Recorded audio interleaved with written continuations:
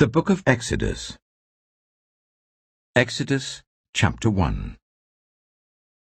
These are the names of the sons of Israel, who went to Egypt with Jacob, each with his family. Reuben, Simeon, Levi, and Judah, Issachar, Zebulun, and Benjamin, Dan and Naphtali, Gad and Asher.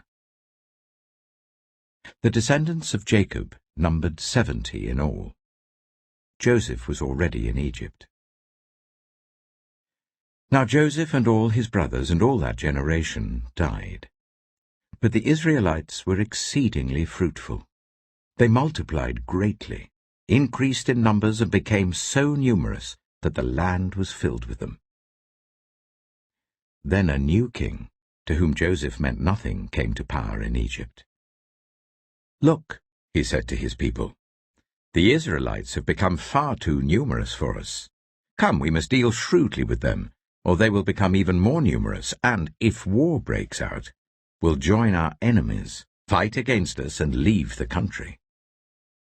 So they put slave masters over them to oppress them with forced labor, and they built Pithom and Ramesses as store cities for Pharaoh. But the more they were oppressed, the more they multiplied and spread. So the Egyptians came to dread the Israelites and worked them ruthlessly. They made their lives bitter with harsh labor in brick and mortar and with all kinds of work in the fields. In all their harsh labor, the Egyptians worked them ruthlessly. The king of Egypt said to the Hebrew midwives, whose names were Shiphrah and Puah, "When you are helping the Hebrew women during childbirth on the delivery stool, if you see that the baby is a boy, kill him. But if it is a girl, let her live." The midwives, however, feared God and did not do what the king of Egypt had told them to do. They let the boys live. Then the king of Egypt summoned the midwives and asked them, "Why have you done this? Why have you let the boys live?" The midwives answered Pharaoh, "Hebrew women are not like Egyptian women. They are vigorous and give birth before the midwives arrive." So God was kind to the midwives, and the people increased and became even more numerous. And because the midwives feared God, he gave them families of their own. Then Pharaoh gave this order to all his people: "Every Hebrew boy that is born you must throw into the Nile, but let every girl live." Exodus chapter 2. Now a man of the tribe of Levi married a Levi woman, and she became pregnant and gave birth to a son. When she saw that he was a fine child, she hid him for 3 months. But when she could hide him no longer, she got a papyrus basket for him and coated it with tar and pitch. Then she placed the child in it and put it among the reeds along the bank of the Nile. His sister stood at a distance to see what would happen to him. Then Pharaoh's daughter went down to the Nile to bathe, and her attendants were walking along the riverbank. She saw the basket among the reeds and sent her female slaves to get it. She opened it and saw the baby. He was crying, and she felt sorry for him. "This is one of the Hebrew babies," she said.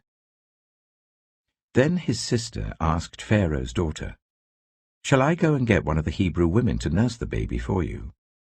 "Yes, go," she answered. So the girl went and got the baby's mother. Pharaoh's daughter said to her, "Take this baby and nurse him for me, and I will pay you." So the woman took the baby and nursed him. When the child grew older, she took him to Pharaoh's daughter, and he became her son. She named him Moses, saying, "I drew him out of the water." One day, after Moses had grown up, he went out to where his own people were and watched them at their hard labor. He saw an Egyptian beating a Hebrew, one of his own people. Looking this way and that and seeing no one, he killed the Egyptian and hid him in the sand. The next day he went out and saw 2 Hebrews fighting. He asked the one in the wrong, "Why are you hitting your fellow Hebrew?" The man said, Who made you ruler and judge over us? Are you thinking of killing me as you killed the Egyptian?" Then Moses was afraid and thought, "What I did must have become known." When Pharaoh heard of this, he tried to kill Moses. But Moses fled from Pharaoh and went to live in Midian, where he sat down by a well. Now a priest of Midian had 7 daughters, and they came to draw water and fill the troughs to water their father's flock. Some shepherds came along and drove them away, but Moses got up and came to their rescue and watered their flock. When the girls returned to Reuel their father, he asked them, "Why have you returned so early today?" They answered, "An Egyptian rescued us from the shepherds. He even drew water for us and watered the flock." "And where is he?" Reuel asked his daughters. "Why did you leave him? Invite him to have something to eat." Moses agreed to stay with the man, who gave his daughter Zipporah to Moses in marriage. Zipporah gave birth to a son, and Moses named him Gershom, saying, "I have become a foreigner in a foreign land." During that long period, the king of Egypt died. The Israelites groaned in their slavery and cried out, and their cry for help, because of their slavery, went up to God. God heard their groaning, and he remembered his covenant with Abraham, with Isaac, and with Jacob. So God looked on the Israelites and was concerned about them. Exodus chapter 3. Now Moses was tending the flock of Jethro his father-in-law, the priest of Midian. And he led the flock to the far side of the wilderness and came to Horeb, the mountain of God. There the angel of the Lord appeared to him in flames of fire from within a bush. Moses saw that though the bush was on fire, it did not burn up.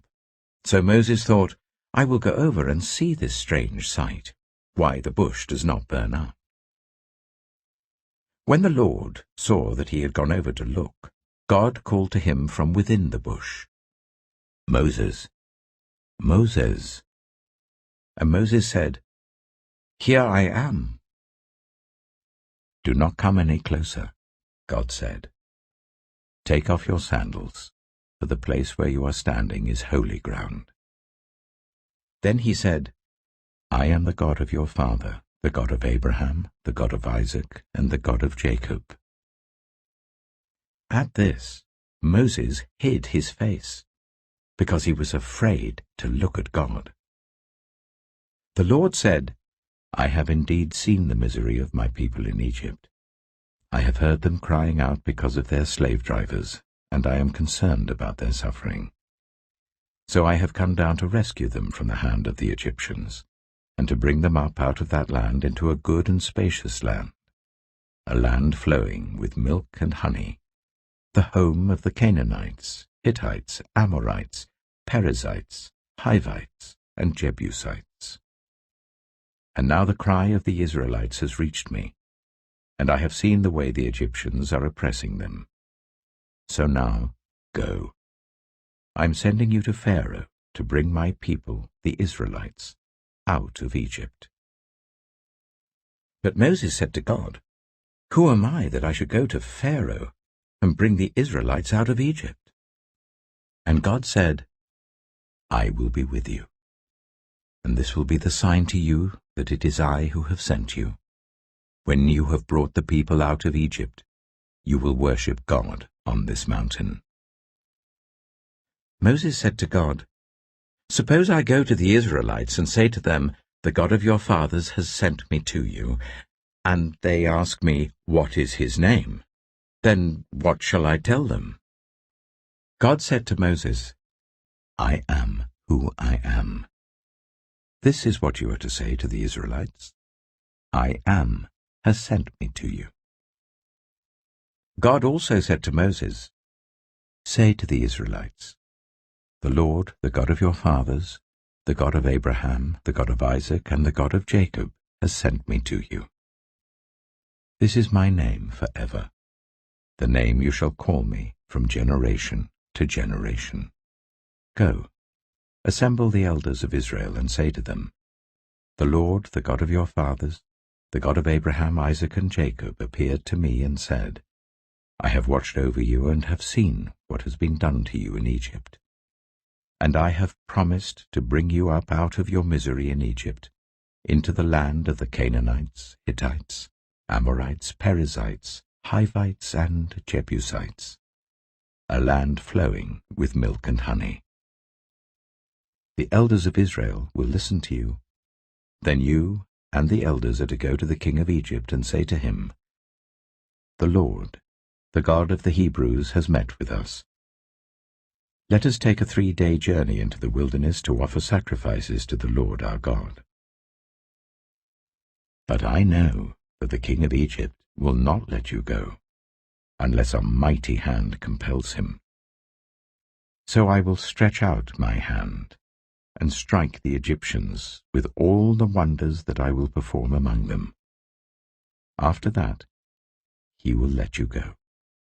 And I will make the Egyptians favorably disposed towards his people, so that when you leave you will not go empty-handed.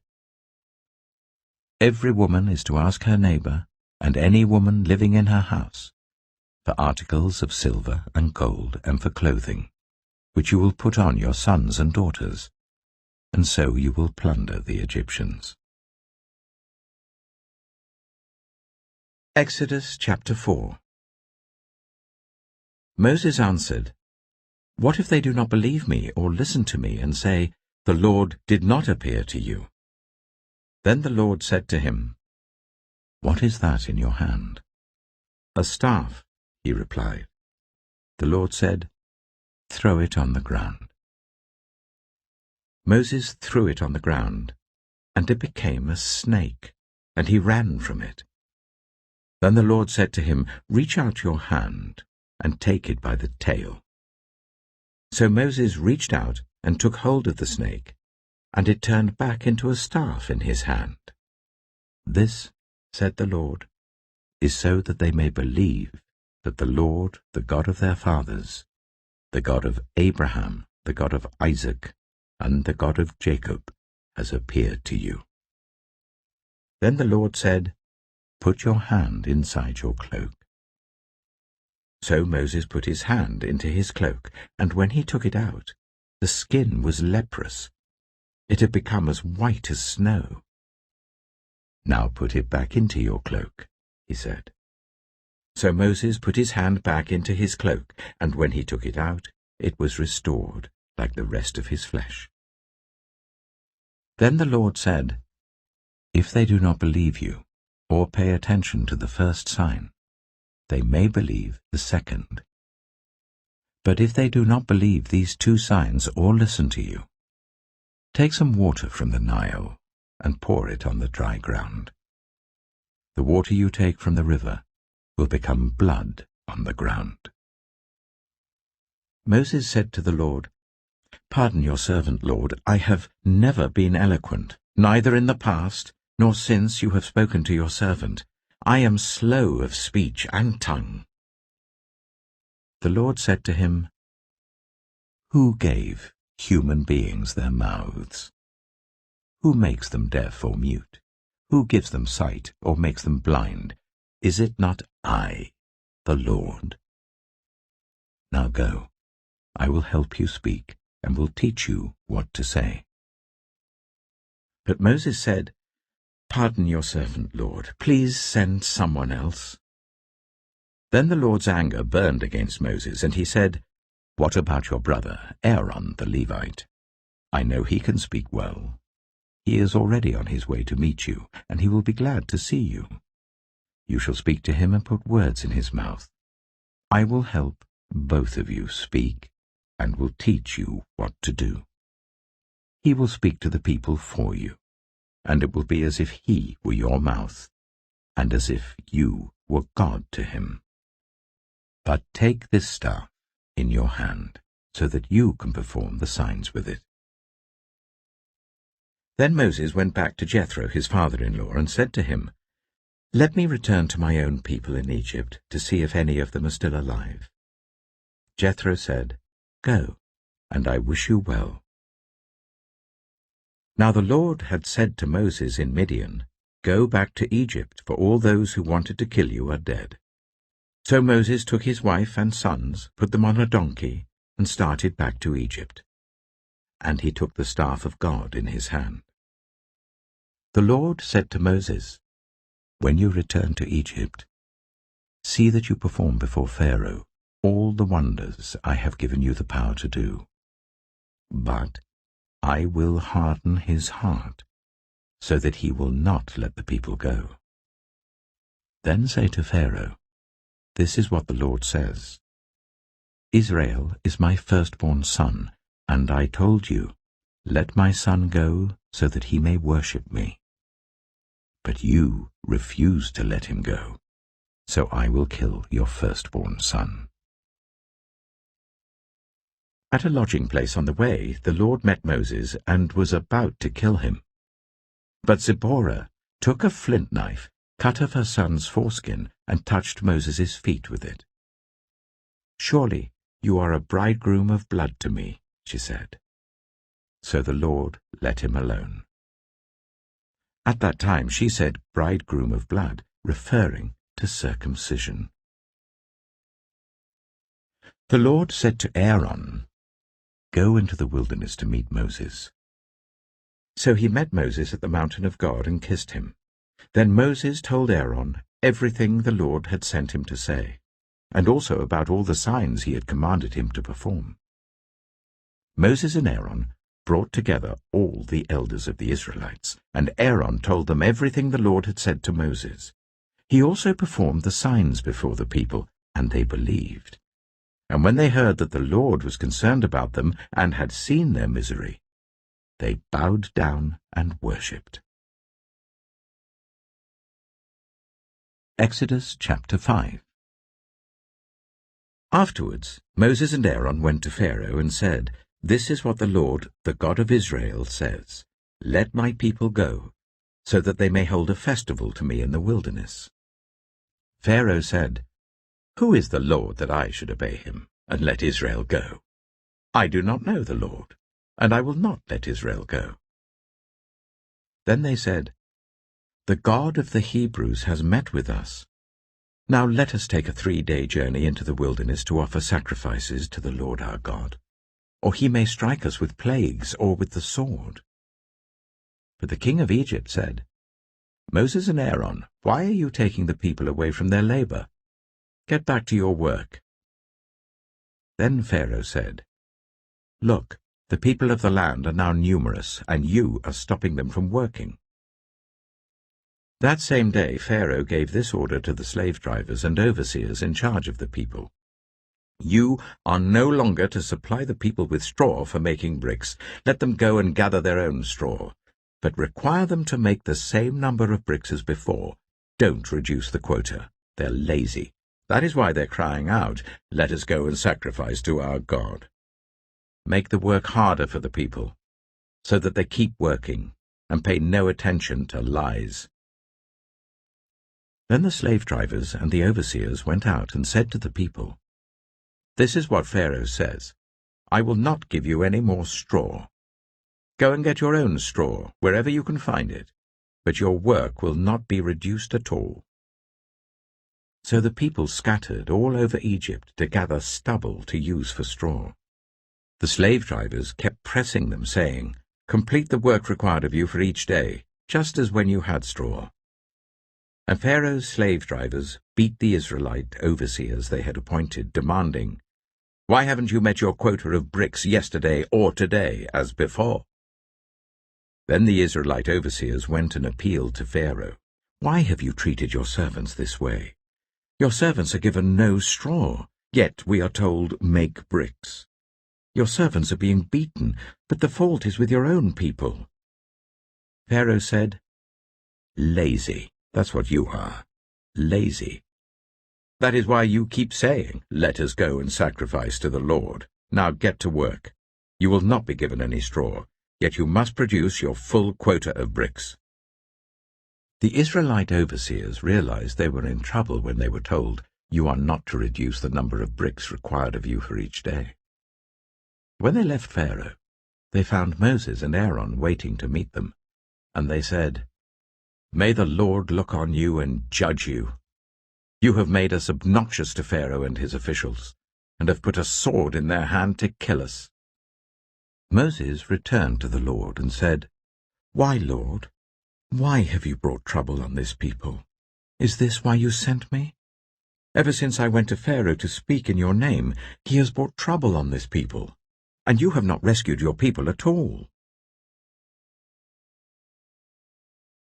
Exodus chapter 6. Then the Lord said to Moses, "Now you will see what I will do to Pharaoh. Because of my mighty hand, he will let them go. Because of my mighty hand, he will drive them out of his country." God also said to Moses, "I am the Lord. I appeared to Abraham, to Isaac, and to Jacob as God Almighty, but by my name, the Lord, I did not make myself known to them. I also established my covenant with them to give them the land of Canaan, where they resided as foreigners. Moreover, I have heard the groaning of the Israelites, whom the Egyptians are enslaving, and I have remembered my covenant. Therefore say to the Israelites, I am the Lord, and I will bring you out from under the yoke of the Egyptians. I will free you from being slaves to them. I will redeem you with an outstretched arm and with mighty acts of judgment. I will take you as my own people, and I will be your God. Then you will know that I am the Lord your God, who has brought you out from under the yoke of the Egyptians, and I will bring you to the land I swore with uplifted hand to give to Abraham, to Isaac, and to Jacob. I will give it to you as a possession. I am the Lord." Moses reported this to the Israelites, but they did not listen to him because of their discouragement and harsh labor. Then the Lord said to Moses, "Go, tell Pharaoh, king of Egypt, to let the Israelites go out of his country." But Moses said to the Lord, "If the Israelites will not listen to me, why would Pharaoh listen to me, since I speak with faltering lips?" Now the Lord spoke to Moses and Aaron about the Israelites and Pharaoh, king of Egypt, and he commanded them to bring the Israelites out of Egypt. These were the heads of their families. The sons of Reuben, the firstborn of Israel, were Hanok and Palu, Hezron and Carmi. These were the clans of Reuben. The sons of Simeon were Jemuel, Jamin, Ohad, Jachin, Zohar, and Sheuel, the son of a Canaanite woman. These were the clans of Simeon. These were the names of the sons of Levi according to their records: Gershon, Kohath, and Merari. Levi lived 137 years. The sons of Gershon by clans were Libni and Shimei. The sons of Kohath were Amram, Ishar, Hebron, and Uzziel. Kohath lived 133 years. The sons of Merari were Mahli and Mushi. These were the clans of Levi according to their records. Amram married his father's sister, Jochebed, who bore him Aaron and Moses. Amram lived 137 years. The sons of Izhar were Korah, Nepheg, and Zikri. The sons of Uzziel were Mishael, Elzaphan, and Sithri. Aaron married Elisheba, daughter of Amminadab and sister of Nahshon, and she bore him Nadab and Abihu, Eleazar and Ithamar. The sons of Korah were Asa, Elkanah, and Abiasaph. These were the Koharite clans. Eleazar, son of Aaron, married one of the daughters of Putiel, and she bore him Phinehas. These were the heads of the Levite families, clan by clan. It was this Aaron and Moses to whom the Lord had said, "Bring the Israelites out of Egypt by their divisions." They were the ones who spoke to Pharaoh, king of Egypt, about bringing the Israelites out of Egypt, this same Moses and Aaron. Now when the Lord spoke to Moses in Egypt, he said to him, I am the Lord. Tell Pharaoh, king of Egypt, everything I tell you.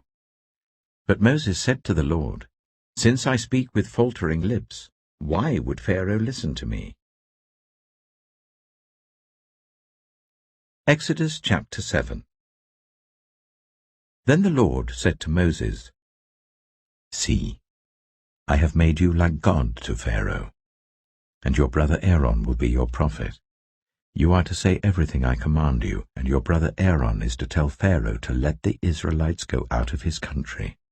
But I will harden Pharaoh's heart, and though I multiply my signs and wonders in Egypt, he will not listen to you.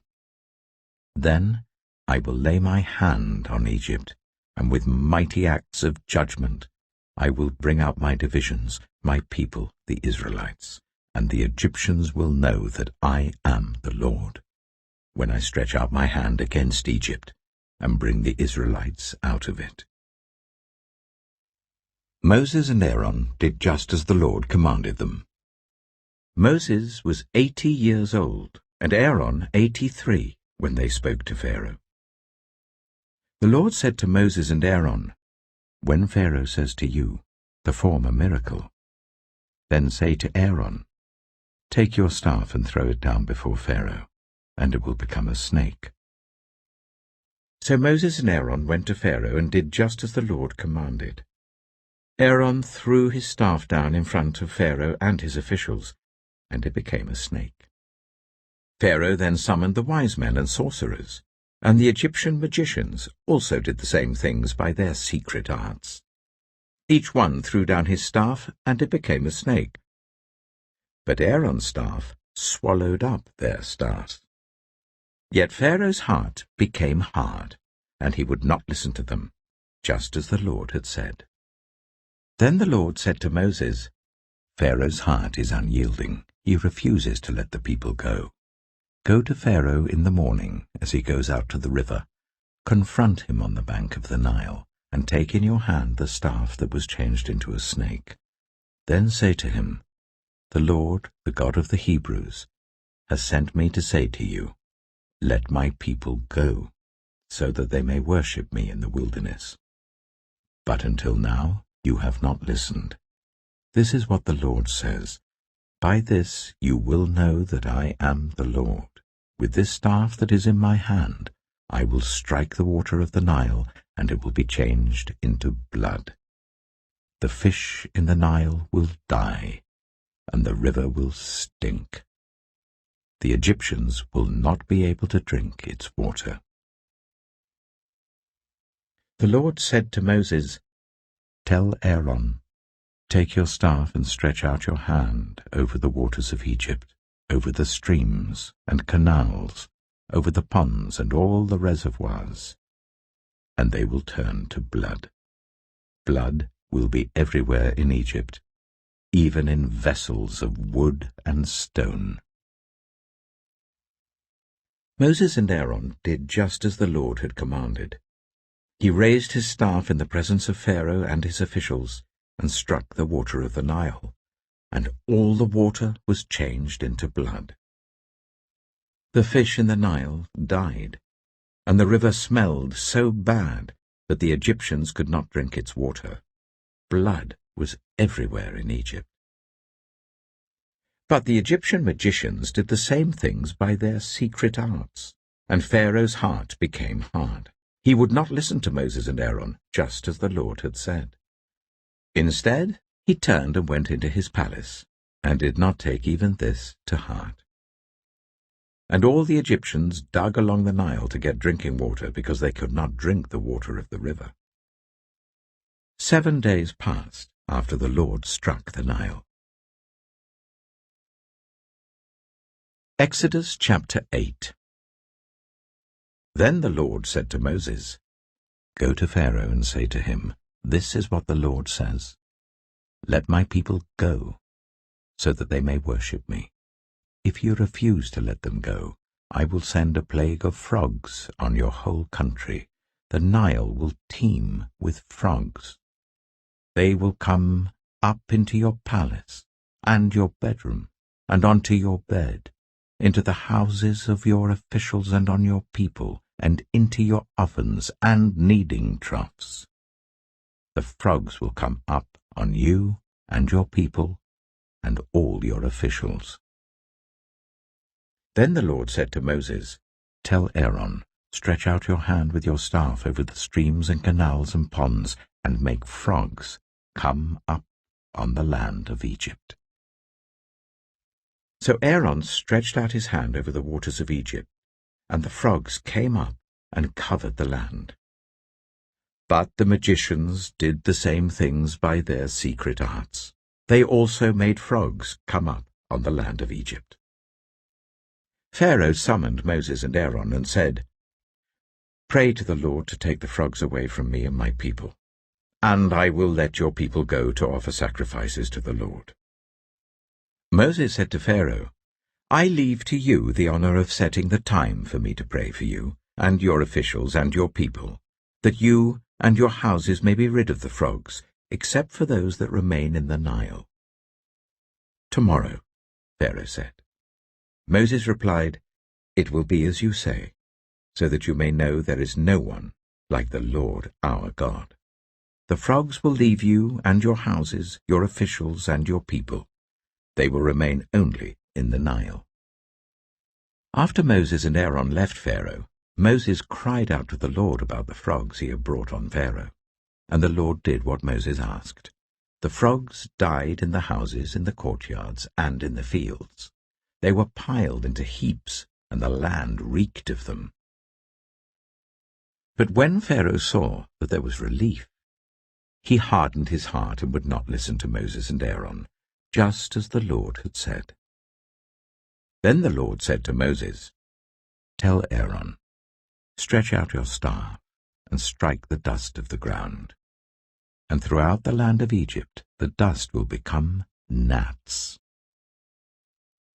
They did this, and when Aaron stretched out his hand with the staff and struck the dust of the ground, gnats came on people and animals. All the dust throughout the land of Egypt became gnats. But when the magicians tried to produce gnats by their secret arts, they could not. Since the gnats were on people and animals everywhere, the magicians said to Pharaoh, "This is the finger of God." But Pharaoh's heart was hard, and he would not listen, just as the Lord had said. Then the Lord said to Moses, "Get up early in the morning and confront Pharaoh as he goes to the river, and say to him, 'This is what the Lord says. Let my people go, so that they may worship me. If you do not let my people go, I will send swarms of flies on you and your officials, on your people and into your houses. The houses of the Egyptians will be full of flies. Even the ground will be covered with them. But on that day I will deal differently with the land of Goshen, where my people live. No swarms of flies will be there, so that you will know that I, the Lord, am in this land. I will make a distinction between my people and your people. This sign will occur tomorrow." And the Lord did this. Dense swarms of flies poured into Pharaoh's palace and into the houses of his officials. Throughout Egypt the land was ruined by the flies. Then Pharaoh summoned Moses and Aaron and said, "Go, sacrifice to your God here in the land." But Moses said, "That would not be right. The sacrifices we offer the Lord our God would be detestable to the Egyptians. And if we offer sacrifices that are detestable in their eyes, will they not stone us? We must take a 3-day journey into the wilderness to offer sacrifices to the Lord our God, as he commands us." Pharaoh said, "I will let you go to offer sacrifices to the Lord your God in the wilderness, but you must not go very far. Now pray for me." Moses answered, "As soon as I leave you, I will pray to the Lord, and tomorrow the flies will leave Pharaoh and his officials and his people. Only let Pharaoh be sure that he does not act deceitfully again, by not letting the people go to offer sacrifices to the Lord. Then Moses left Pharaoh and prayed to the Lord, and the Lord did what Moses asked. The flies left Pharaoh and his officials and his people. Not a fly remained. But this time also Pharaoh hardened his heart and would not let the people go. Exodus chapter 9. Then the Lord said to Moses, "Go to Pharaoh and say to him, 'This is what the Lord, the God of the Hebrews, says. Let my people go, so that they may worship me. If you refuse to let them go and continue to hold them back, the hand of the Lord will bring a terrible plague on your livestock in the field, on your horses, donkeys, and camels, and on your cattle, sheep, and goats. But the Lord will make a distinction between the livestock of Israel and that of Egypt, so that no animal belonging to the Israelites will die.'" The Lord set a time and said, "Tomorrow the Lord will do this in the land." And the next day the Lord did it. All the livestock of the Egyptians died, but not one animal belonging to the Israelites died. Pharaoh investigated and found that not even one of the animals of the Israelites had died. Yet his heart was unyielding, and he would not let the people go. Then the Lord said to Moses and Aaron, "Take handfuls of soot from a furnace, and let Moses toss it into the air in the presence of Pharaoh. It will become fine dust over the whole land of Egypt, and festering boils will break out on people and animals throughout the land." So they took soot from a furnace and stood before Pharaoh. Moses tossed it into the air, and festering boils broke out on people and animals. The magicians could not stand before Moses because of the boils that were on them and on all the Egyptians. But the Lord hardened Pharaoh's heart, and he would not listen to Moses and Aaron, just as the Lord had said to Moses. Then the Lord said to Moses, "Get up early in the morning, confront Pharaoh, and say to him, 'This is what the Lord, the God of the Hebrews, says. Let my people go, so that they may worship me. For this time I will send the full force of my plagues against you and against your officials and your people, so you may know that there is no one like me in all the earth. For by now I could have stretched out my hand and struck you and your people with a plague that would have wiped you off the earth. But I have raised you up for this very purpose, that I might show you my power, and that my name might be proclaimed in all the earth. You still set yourself against my people, and will not let them go. Therefore at this time tomorrow I will send the worst hailstorm that has ever fallen on Egypt, from the day it was founded till now. Give an order now to bring your livestock and everything you have in the field to a place of shelter, because the hail will fall on every person and animal that has not been brought in and is still out in the field, and they will die." Those officials of Pharaoh who feared the word of the Lord hurried to bring their slaves and their livestock inside. But those who ignored the word of the Lord left their slaves and livestock in the field. Then the Lord said to Moses, "Stretch out your hand towards the sky so that hail will fall all over Egypt, on people and animals and on everything growing in the fields of Egypt." When Moses stretched out his staff towards the sky, the Lord sent thunder and hail, and lightning flashed down to the ground. So the Lord rained hail on the land of Egypt. Hail fell, and lightning flashed back and forth. It was the worst storm in all the land of Egypt since it had become a nation. Throughout Egypt, hail struck everything in the fields, both people and animals. It beat down everything growing in the fields and stripped every tree. The only place it did not hail was the land of Goshen, where the Israelites were. Then Pharaoh summoned Moses and Aaron. "This time I have sinned," he said to them. "The Lord is in the right, and I and my people are in the wrong.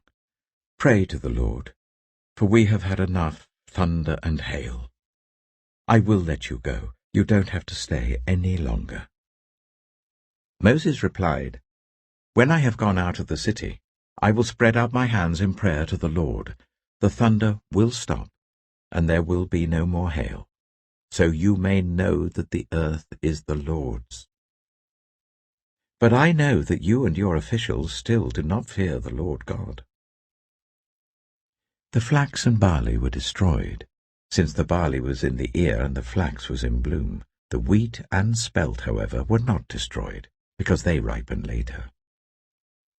Then Moses left Pharaoh and went out of the city. He spread his hands towards the Lord. The thunder and hail stopped, and the rain no longer poured down on the land. When Pharaoh saw that the rain and hail and thunder had stopped, he sinned again. He and his officials hardened their hearts. So Pharaoh's heart was hard, and he would not let the Israelites go, just as the Lord had said through Moses. Exodus chapter 10. Then the Lord said to Moses, "Go to Pharaoh, for I have hardened his heart and the hearts of his officials, so that I may perform these signs of mine among them, that you may tell your children and grandchildren how I dealt harshly with the Egyptians, and how I performed my signs among them, and that you may know that I am the Lord."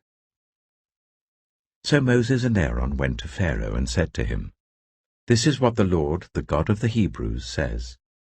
How long will you refuse to humble yourself before me? Let my people go, so that they may worship me. If you refuse to let them go, I will bring locusts into your country tomorrow.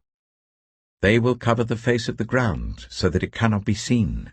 They will devour what little you have left after the hail, including every tree that is growing in your fields. They will fill your houses and those of all your officials and all the Egyptians, something neither your parents nor your ancestors have ever seen, from the day they settled in this land till now."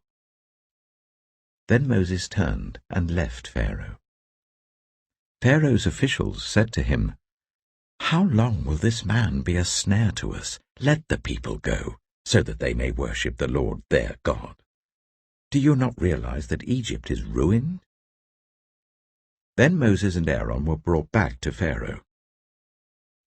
"Go worship the Lord your God," he said. "But tell me who will be going." Moses answered, "We will go with our young and our old, with our sons and our daughters, and with our flocks and herds, because we are to celebrate a festival to the Lord." Pharaoh said, "The Lord be with you, if I let you go, along with your women and children. Clearly you are bent on evil. No, let only the men go and worship the Lord, since that's what you have been asking for." Then Moses and Aaron were driven out of Pharaoh's presence. And the Lord said to Moses, "Stretch out your hand over Egypt, so that locusts swarm over the land and devour everything growing in the fields, everything left by the hail." So Moses stretched out his staff over Egypt, and the Lord made an east wind blow across the land all that day and all that night. By morning the wind had brought the locusts. They invaded all Egypt, and settled down in every area of the country in great numbers. Never before had there been such a plague of locusts, nor will there ever be again. They covered all the ground until it was black. They devoured all that was left after the hail, everything growing in the fields and the fruit on the trees. Nothing green remained on tree or plant in all the land of Egypt. Pharaoh quickly summoned Moses and Aaron and said, "I have sinned against the Lord your God and against you. Now forgive my sin once more. and pray to the Lord your God to take this deadly plague away from me." Moses then left Pharaoh and prayed to the Lord. And the Lord changed the wind to a very strong west wind, which caught up the locusts and carried them into the Red Sea. Not a locust was left anywhere in Egypt. But the Lord hardened Pharaoh's heart, and he would not let the Israelites go. Then the Lord said to Moses, "Stretch out your hand towards the sky, so that darkness spreads over Egypt, darkness that can be felt." So Moses stretched out his hand towards the sky, and total darkness covered all Egypt for 3 days. No one could see anyone else or move about for 3 days. Yet all the Israelites had light in the places where they lived. Then Pharaoh summoned Moses and said, "Go, worship the Lord. Even your women and children may go with you, only leave your flocks and herds behind." But Moses said, "You must allow us to have sacrifices and burnt offerings to present to the Lord our God. Our livestock, too, must go with us. Not a hoof is to be left behind. We have to use some of them in worshipping the Lord our God, and until we get there, we will not know what we are to use to worship the Lord." But the Lord hardened Pharaoh's heart, and he was not willing to let them go. Pharaoh said to Moses, "Get out of my sight. Make sure you do not appear before me again. The day you see my face, you will die." "Just as you say," Moses replied. "I will never appear before you again." Exodus chapter 11. Now the Lord said to Moses, "I will bring one more plague on Pharaoh and on Egypt. After that, he will let you go from here, and when he does, he will drive you out completely. Tell the people that men and women alike are to ask their neighbors for articles of silver and gold." The Lord made the Egyptians favorably disposed towards the people, and Moses himself was highly regarded in Egypt by Pharaoh's officials and by the people. So Moses said, "This is what the Lord says, about midnight I will go throughout Egypt. Every firstborn son in Egypt will die, from the firstborn son of Pharaoh who sits on the throne to the firstborn son of the female slave who is at her handmill, and all the firstborn of the cattle as well. There will be loud wailing throughout Egypt, worse than there has ever been or ever will be again. But among the Israelites not a dog will bark at any person or animal. Then you will know that the Lord makes a distinction between Egypt and Israel. All these officials of yours will come to me, bowing down before me, and saying, 'Go, you and all the people who follow you.' After that, I will leave." Then Moses, hot with anger, left Pharaoh. The Lord had said to Moses, "Pharaoh will refuse to listen to you, so that my wonders may be multiplied in Egypt." Moses and Aaron performed all these wonders before Pharaoh, but the Lord hardened Pharaoh's heart, and he would not let the Israelites go out of his country. Exodus chapter 12. The Lord said to Moses and Aaron in Egypt, "This month is to be for you the first month of your year. Tell the whole community of Israel that on the 10th day of this month each man is to take a lamb for his family, one for each household. If any household is too small for a whole lamb, they must share one with their nearest neighbor, having taken into account the number of people there are. You are to determine the amount of lamb needed in accordance with what each person will eat. The animals you choose must be year-old males, without defect, and you may take them from the sheep or the goats. Take care of them until the 14th day of the month, when all the members of the community of Israel must slaughter them at twilight. Then they are to take some of the blood and put it on the sides and tops of the door frames of the houses where they eat the lambs. That same night they are to eat the meat roasted over the fire, along with bitter herbs and bread made without yeast. Do not eat the meat raw or boiled in water, but roast it over a fire, with the head, legs, and internal organs. Do not leave any of it till morning. If some is left till morning, you must burn it. This is how you are to eat it, with your cloak tucked into your belt, your sandals on your feet, and your staff in your hand. Eat it in haste. It is the Lord's Passover. On that same night I will pass through Egypt, and strike down every firstborn of both people and animals, and I will bring judgment on all the gods of Egypt.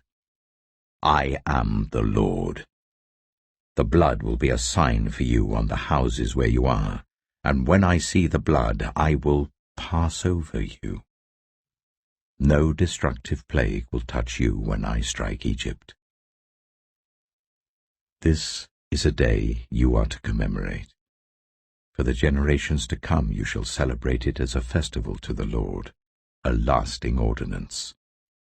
For 7 days you are to eat bread made without yeast. On the first day remove the yeast from your houses, for whoever eats anything with yeast in it from the first day until the 7th must be cut off from Israel. On the first day hold a sacred assembly, and another one on the 7th day. Do no work at all on these days, except to prepare food for everyone to eat. That is all you may do. Celebrate the festival of unleavened bread, because it was on this very day that I brought your divisions out of Egypt. Celebrate this day as a lasting ordinance for the generations to come. In the 1st month you are to eat bread made without yeast, from the evening of the 14th day until the evening of the 21st day.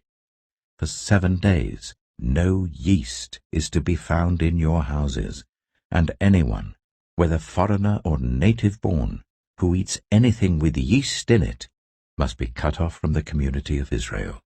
Eat nothing made with yeast. Wherever you live, you must eat unleavened bread. Then Moses summoned all the elders of Israel and said to them, Go at once and select the animals for your families and slaughter the Passover lamb. Take a bunch of hyssop, dip it into the blood in the basin, and put some of the blood on the top and on both sides of the doorframe. None of you shall go out of the door of your house until morning. When the Lord goes through the land to strike down the Egyptians, he will see the blood on the top and sides of the doorframe, and will pass over that doorway, and he will not permit the destroyer to enter your houses and strike you down. Obey these instructions as a lasting ordinance for you and your descendants. When you enter the land that the Lord will give you as he promised, observe this ceremony. And when your children ask you, What does this ceremony mean to you? Then tell them, It is the Passover sacrifice to the Lord, who passed over the houses of the Israelites in Egypt and spared our homes when he struck down the Egyptians. Then the people bowed down and worshipped. The Israelites did just what the Lord commanded Moses and Aaron. At midnight, the Lord struck down all the firstborn in Egypt, from the firstborn of Pharaoh who sat on the throne, to the firstborn of the prisoner who was in the dungeon, and the firstborn of all the livestock as well. Pharaoh and all his officials and all the Egyptians got up during the night, and there was loud wailing in Egypt, for there was not a house without someone dead. During the night, Pharaoh summoned Moses and Aaron and said, Up, leave my people, you and the Israelites. Go worship the Lord as you have requested. Take your flocks and herds, as you have said, and go. And also bless me." The Egyptians urged the people to hurry and leave the country. "For otherwise," they said, "we will all die." So the people took their dough before the yeast was added and carried it on their shoulders in kneading troughs wrapped in clothing. The Israelites did as Moses instructed and asked the Egyptians for articles of silver and gold and for clothing. The Lord had made the Egyptians favorably disposed towards the people, and they gave them what they asked for. So they plundered the Egyptians. The Israelites journeyed from Ramesses to Succoth. There were about 600,000 men on foot, besides women and children. Many other people went up with them, and also large droves of livestock, both flocks and herds. With the dough the Israelites had brought from Egypt, they baked loaves of unleavened bread. The dough was without yeast, because they had been driven out of Egypt and did not have time to prepare food for themselves.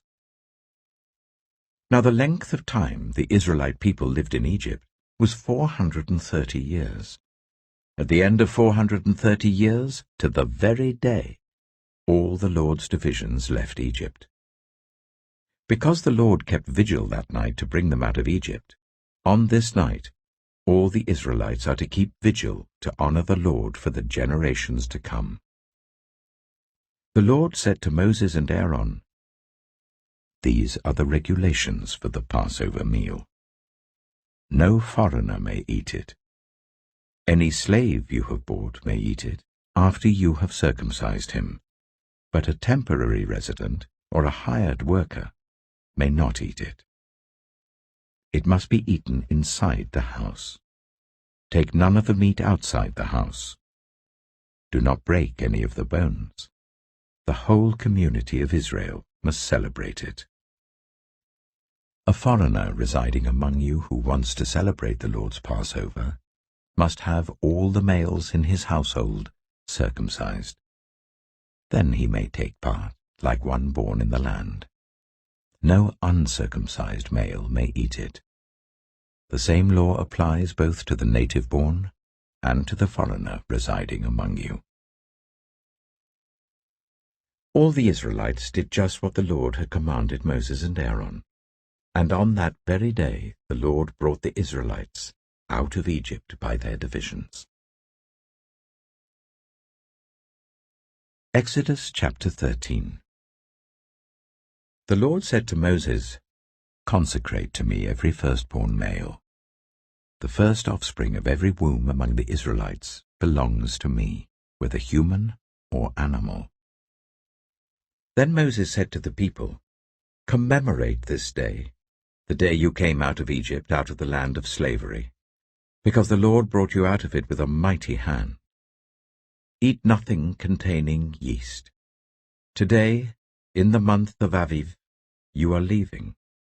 When the Lord brings you into the land of the Canaanites, Hittites, Amorites, Hivites, and Jebusites, the land he swore to your ancestors to give you, a land flowing with milk and honey, you are to observe this ceremony in this month. For 7 days eat bread made without yeast, and on the 7th day hold a festival to the Lord. Eat unleavened bread during those 7 days. Nothing with yeast in it is to be seen among you, nor shall any yeast be seen anywhere within your borders. On that day tell your son, I do this because of what the Lord did for me when I came out of Egypt. This observance will be for you like a sign on your hand and a reminder on your forehead that this law of the Lord is to be on your lips. For the Lord brought you out of Egypt with his mighty hand. You must keep this ordinance at the appointed time, year after year. After the Lord brings you into the land of the Canaanites and gives it to you, as he promised on oath to you and your ancestors, you are to give over to the Lord the first offspring of every womb. All the firstborn males of your livestock belong to the Lord. Redeem with a lamb every firstborn donkey. But if you do not redeem it, break its neck. Redeem every firstborn among your sons. In the days to come, when your son asks you, 'What does this mean?' say to him, 'With a mighty hand the Lord brought us out of Egypt, out of the land of slavery. When Pharaoh stubbornly refused to let us go, the Lord killed the firstborn of both people and animals in Egypt. This is why I sacrifice to the Lord the first male offspring of every womb, and redeem each of my firstborn sons. And it will be like a sign on your hand, and a symbol on your forehead, that the Lord brought us out of Egypt with his mighty hand.'"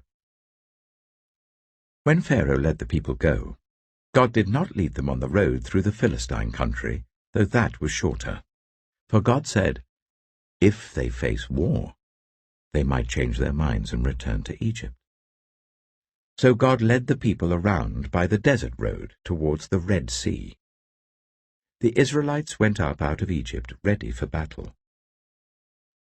Moses took the bones of Joseph with him, because Joseph had made the Israelites swear an oath. He had said, "God will surely come to your aid, and then you must carry my bones up with you from this place." After leaving Suchet, they camped at Etham on the edge of the desert. By day the Lord went ahead of them in a pillar of cloud to guide them on their way, and by night in a pillar of fire to give them light, so that they could travel by day or night. Neither the pillar of cloud by day nor the pillar of fire by night left its place in front of the people. Exodus chapter 14. Then the Lord said to Moses, "Tell the Israelites to turn back and camp near Pi-hahiroth, between Migdol and the sea. They are to camp by the sea, directly opposite Baal-zephon. Pharaoh will think, the Israelites are wandering around the land in confusion, hemmed in by the desert. And I will harden Pharaoh's heart, and he will pursue them. But I will gain glory for myself through Pharaoh and all his army, and the Egyptians will know that I am the Lord." So the Israelites did this. When the king of Egypt was told that the people had fled, Pharaoh and his officials changed their minds about them and said, "What have we done? We have let the Israelites go and have lost their services." So he had his chariot made ready and took his army with them. He took 600 of the best chariots, along with all the other chariots of Egypt, with officers over all of them. The Lord hardened the heart of Pharaoh, king of Egypt, so that he pursued the Israelites who were marching out boldly. The Egyptians, all Pharaoh's horses and chariots, horsemen and troops, pursued the Israelites and overtook them as they camped by the sea, near Pi-hahiroth, opposite Baal-zephon. As Pharaoh approached, the Israelites looked up, and there were the Egyptians marching after them. They were terrified and cried out to the Lord. They said to Moses, "Was it because there were no graves in Egypt that you brought us to the desert to die? What have you done to us by bringing us out of Egypt? Didn't we say to you in Egypt, 'Leave us alone, let us serve the Egyptians'? It would have been better for us to serve the Egyptians than to die in the desert." Moses answered the people, "Do not be afraid. Stand firm, and you will see the deliverance the Lord will bring you today. The Egyptians you see today, you will never see again. The Lord will fight for you. You need only to be still." Then the Lord said to Moses, "Why are you crying out to me? Tell the Israelites to move on. Raise your staff and stretch out your hand over the sea to divide the water, so that the Israelites can go through the sea on dry ground. I will harden the hearts of the Egyptians, so that they will go in after them. And I will gain glory through Pharaoh and all his army, through his chariots and his horsemen. The Egyptians will know that I am the Lord, when I gain glory through Pharaoh, his chariots, and his horsemen." Then the angel of God, who had been traveling in front of Israel's army, withdrew and went behind them. The pillar of cloud also moved from in front and stood behind them, coming between the armies of Egypt and Israel. Throughout the night the cloud brought darkness to the one side and light to the other, so neither went near the other all night long. Then Moses stretched out his hand over the sea, and all that night the Lord drove the sea back with a strong east wind and turned it into dry land. The waters were divided, and the Israelites went through the sea on dry ground with a wall of water on their right and on their left. The Egyptians pursued them, and all Pharaoh's horses and chariots and horsemen followed them into the sea. During the last watch of the night, the Lord looked down from the pillar of fire and cloud at the Egyptian army and threw it into confusion. He jammed the wheels of their chariots so that they had difficulty driving. And the Egyptians said, "Let's get away from the Israelites. The Lord is fighting for them against Egypt." Then the Lord said to Moses, "Stretch out your hand over the sea, so that the waters may flow back over the Egyptians and their chariots and horsemen." Moses stretched out his hand over the sea, and at daybreak the sea went back to its place. The Egyptians were fleeing towards it, and the Lord swept them into the sea. The water flowed back and covered the chariots and horsemen, the entire army of Pharaoh that had followed the Israelites into the sea. Not one of them survived. But the Israelites went through the sea on dry ground, with a wall of water on their right and on their left. That day the Lord saved Israel from the hands of the Egyptians, and Israel saw the Egyptians lying dead on the shore. And when the Israelites saw the mighty hand of the Lord displayed against the Egyptians, the people feared the Lord, and put their trust in him and in Moses his servant. Exodus chapter 15. Then Moses and the Israelites sang this song to the Lord. "I will sing to the Lord, for he is highly exalted. Both horse and driver he has hurled into the sea. The Lord is my strength and my defense. He has become my salvation. He is my God, and I will praise him, my father's God, and I will exalt him. The Lord is a warrior. The Lord is his name. Pharaoh's chariots and his army he has hurled into the sea. The best of Pharaoh's officers are drowned in the Red Sea. The deep waters have covered them. They sank to the depths like a stone. Your right hand, Lord, was majestic in power. Your right hand, Lord, shattered the enemy. In the greatness of your majesty you threw down those who opposed you. You unleashed your burning anger. It consumed them like stubble. By the blast of your nostrils the waters piled up. The surging waters stood up like a wall. The deep waters congealed in the heart of the sea. The enemy boasted, "I will pursue, I will overtake them, I will divide the spoils, I will gorge myself on them, I will draw my sword, and my hand will destroy them." But you blew with your breath, and the sea covered them. They sank like lead in the mighty waters. Who among the gods is like you, Lord? Who is like you, majestic in holiness, awesome in glory, working wonders? You stretch out your right hand, and the earth swallows your enemies. In your unfailing love you will lead the people you have redeemed. In your strength you will guide them to your holy dwelling. The nations will hear and tremble. Anguish will grip the people of Philistia. The chiefs of Edom will be terrified. The leaders of Moab will be seized with trembling. The people of Canaan will melt away. Terror and dread will fall on them. By the power of your arm, they will be as still as a stone, until your people pass by, Lord, until the people you bought pass by. You will bring them in and plant them on the mountain of your inheritance, the place, Lord, you made for your dwelling, the sanctuary, Lord, your hands established. The Lord reigns for ever and ever. When Pharaoh's horses, chariots, and horsemen went into the sea, the Lord brought the waters of the sea back over them, but the Israelites walked through the sea on dry ground. Then Miriam, the prophet, Aaron's sister, took a tambourine in her hand, and all the women followed her with tambourines and dancing. Miriam sang to them, "Sing to the Lord, for he is highly exalted. Both horse and driver he has hurled into the sea."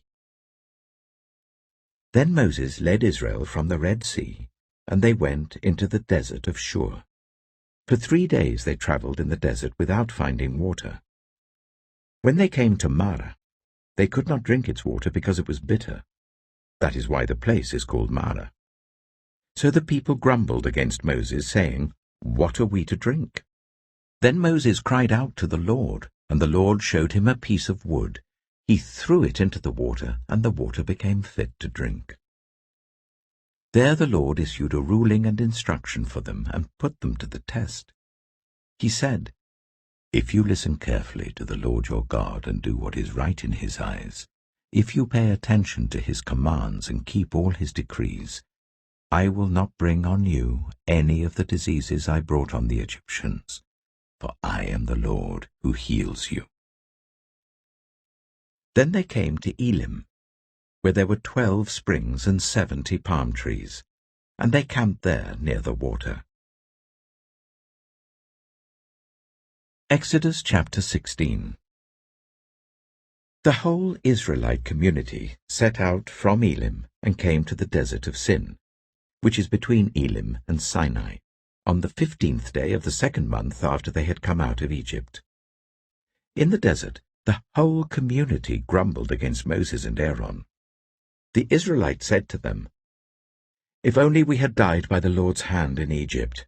There we sat round pots of meat and ate all the food we wanted, but you have brought us out into this desert to starve this entire assembly to death."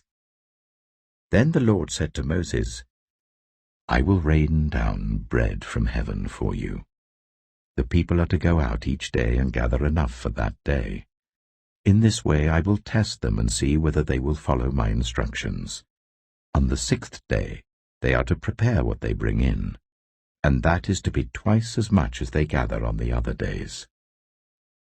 So Moses and Aaron said to all the Israelites, "In the evening you will know that it was the Lord who brought you out of Egypt, and in the morning you will see the glory of the Lord, because he has heard your grumbling against him. Who are we that you should grumble against us?"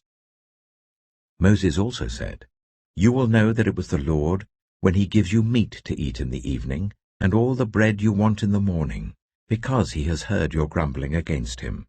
Who are we? You are not grumbling against us, but against the Lord."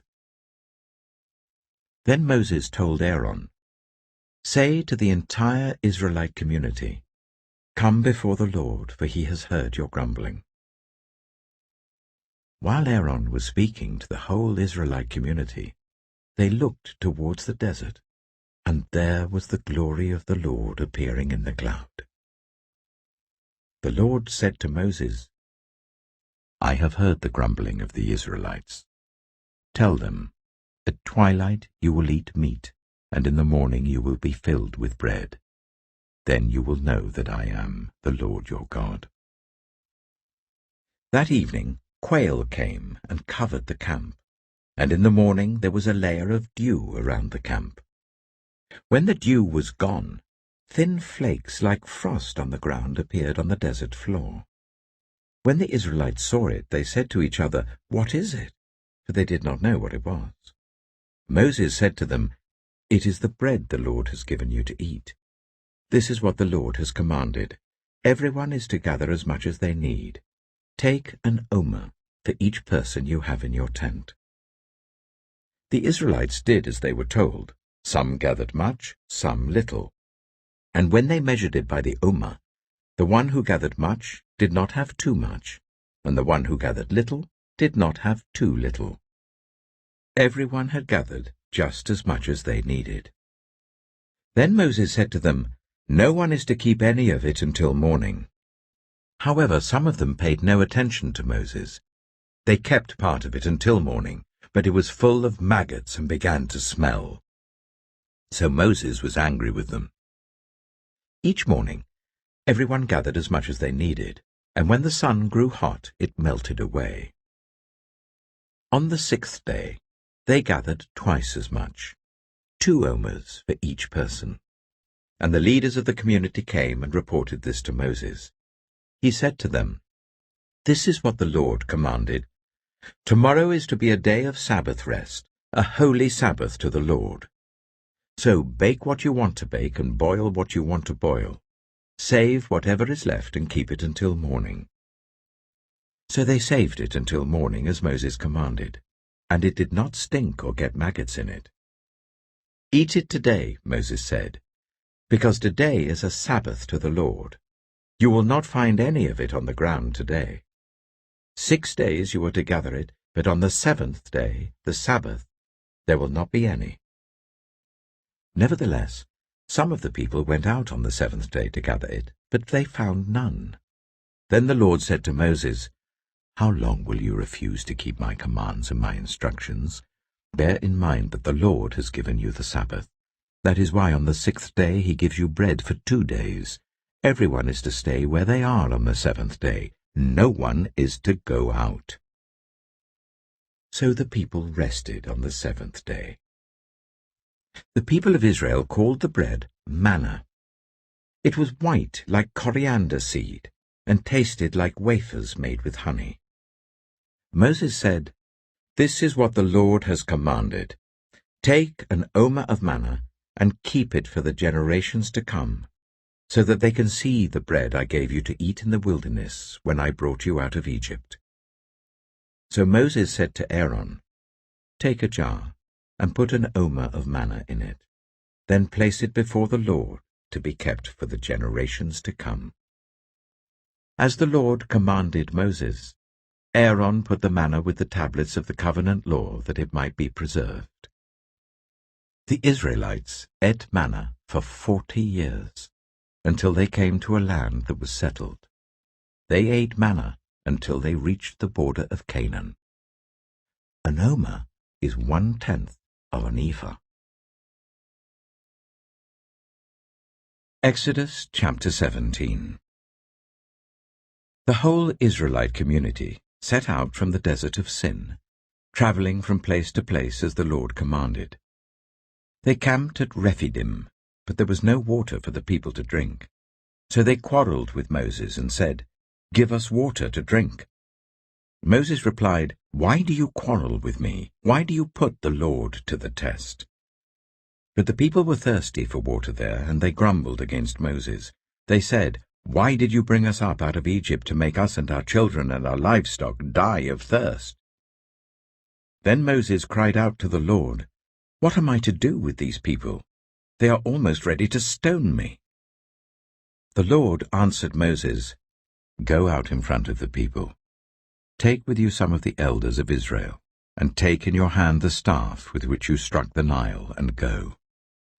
I will stand there before you by the rock at Horeb. Strike the rock, and water will come out of it for the people to drink." So Moses did this in the sight of the elders of Israel. And he called the place Massah and Meribah, because the Israelites quarreled, and because they tested the Lord, saying, "Is the Lord among us or not?" The Amalekites came and attacked the Israelites at Rephidim. Moses said to Joshua, "Choose some of our men and go out to fight the Amalekites.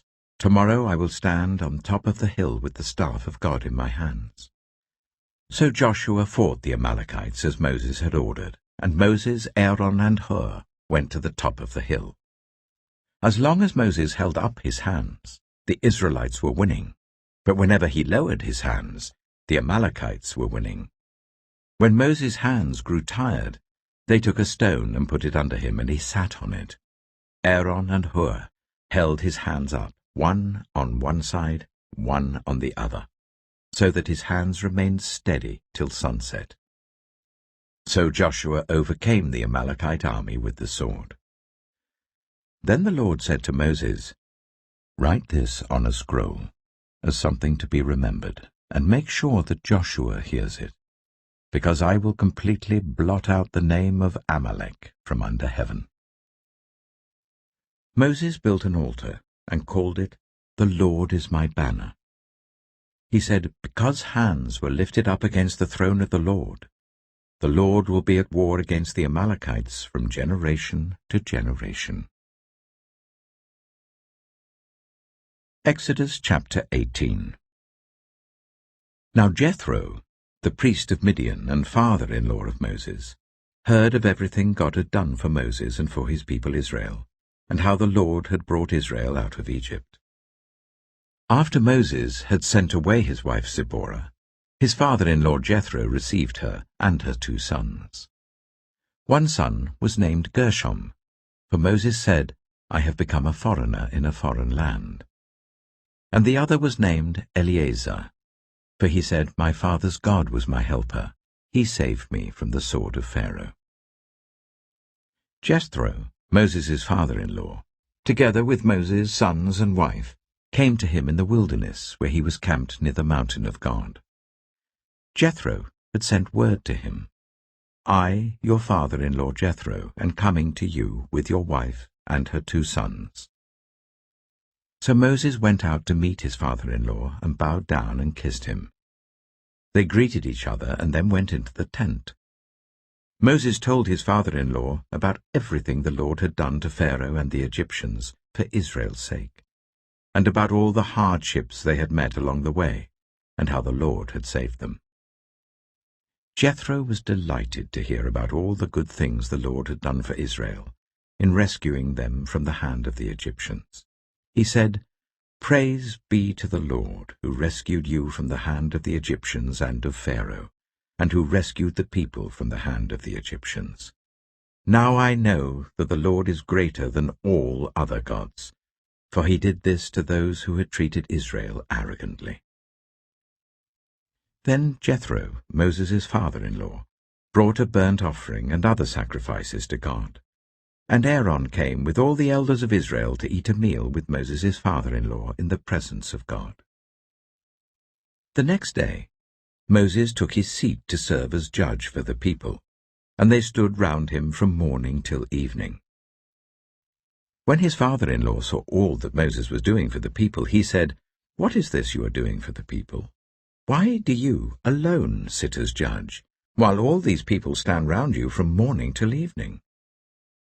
Moses answered him, "Because the people come to me to seek God's will. Whenever they have a dispute, it is brought to me, and I decide between the parties and inform them of God's decrees and instructions." Moses' father-in-law replied, "What you are doing is not good. You and these people who come to you will only wear yourselves out. The work is too heavy for you. You cannot handle it alone. Listen now to me, and I will give you some advice, and may God be with you. You must be the people's representative before God and bring their disputes to him. Teach them his decrees and instructions, and show them the way they are to live and how they are to behave. But select capable men from all the people, men who fear God, trustworthy men who hate dishonest gain, and appoint them as officials over thousands, hundreds, fifties, and tens. Let them serve as judges for the people at all times. But let them bring every difficult case to you. The simple cases they can decide themselves. That will make your load lighter, because they will share it with you. If you do this, and God so commands, you will be able to stand the strain, and all these people will go home satisfied." Moses listened to his father-in-law and did everything he said. He chose capable men from all Israel and made them leaders of the people, officials over thousands, hundreds, fifties, and tens. They served as judges for the people at all times. The difficult cases they brought to Moses, but the simple ones they decided themselves. Then Moses sent his father-in-law on his way, and Jethro returned to his own country. Exodus chapter 19. On the first day of the 3rd month, after the Israelites left Egypt, on that very day they came to the desert of Sinai. After they set out from Rephidim, they entered the desert of Sinai, and Israel camped there in the desert in front of the mountain. Then Moses went up to God, and the Lord called to him from the mountain and said, "This is what you are to say to the descendants of Jacob, and what you are to tell the people of Israel. You yourselves have seen what I did to Egypt, and how I carried you on eagle's wings and brought you to myself. Now, if you obey me fully, and keep my covenant, then out of all nations you will be my treasured possession. Although the whole earth is mine, you will be for me a kingdom of priests and a holy nation." These are the words you are to speak to the Israelites. So Moses went back and summoned the elders of the people, and set before them all the words the Lord had commanded him to speak. The people all responded together, "We will do everything the Lord has said." So Moses brought their answer back to the Lord. The Lord said to Moses, "I am going to come to you in a dense cloud, so that the people will hear me speaking with you and will always put their trust in you." Then Moses told the Lord what the people had said, and the Lord said to Moses, "Go to the people and consecrate them today and tomorrow. Make them wash their clothes and be ready by the third day, because on that day the Lord will come down on Mount Sinai in the sight of all the people. Put limits for the people around the mountain and tell them, 'Be careful that you do not approach the mountain or touch the foot of it. Whoever touches the mountain is to be put to death. They are to be stoned or shot with arrows. Not a hand is to be laid on them. No person or animal shall be permitted to live. Only when the ram's horn sounds a long blast may they approach the mountain." After Moses had gone down the mountain to the people, he consecrated them, and they washed their clothes. Then he said to the people, "Prepare yourselves for the third day. Abstain from sexual relations." On the morning of the third day, there was thunder and lightning, with a thick cloud over the mountain, and a very loud trumpet blast. Everyone in the camp trembled. Then Moses led the people out of the camp to meet with God, and they stood at the foot of the mountain. Mount Sinai was covered with smoke, because the Lord descended on it in fire. The smoke billowed up from it like smoke from a furnace, and the whole mountain trembled violently. As the sound of the trumpet grew louder and louder, Moses spoke, and the voice of God answered him. The Lord descended to the top of Mount Sinai and called Moses to the top of the mountain. So Moses went up, and the Lord said to him, "Go down and warn the people, so they do not force their way through to see the Lord, and many of them perish. Even the priests who approach the Lord must consecrate themselves, or the Lord will break out against them." Moses said to the Lord, "The people cannot come up Mount Sinai, because you yourself warned us. Put limits around the mountain and set it apart as holy." The Lord replied, "Go down and bring Aaron up with you. But the priests and the people must not force their way through to come up to the Lord, or he will break out against them." So Moses went down to the people and told them. Exodus chapter 20. And God spoke all these words: "I am the Lord your God, who brought you out of Egypt, out of the land of slavery. You shall have no other gods before me. You shall not make for yourself an image in the form of anything in heaven above, or on the earth beneath, or in the waters below. You shall not bow down to them or worship them.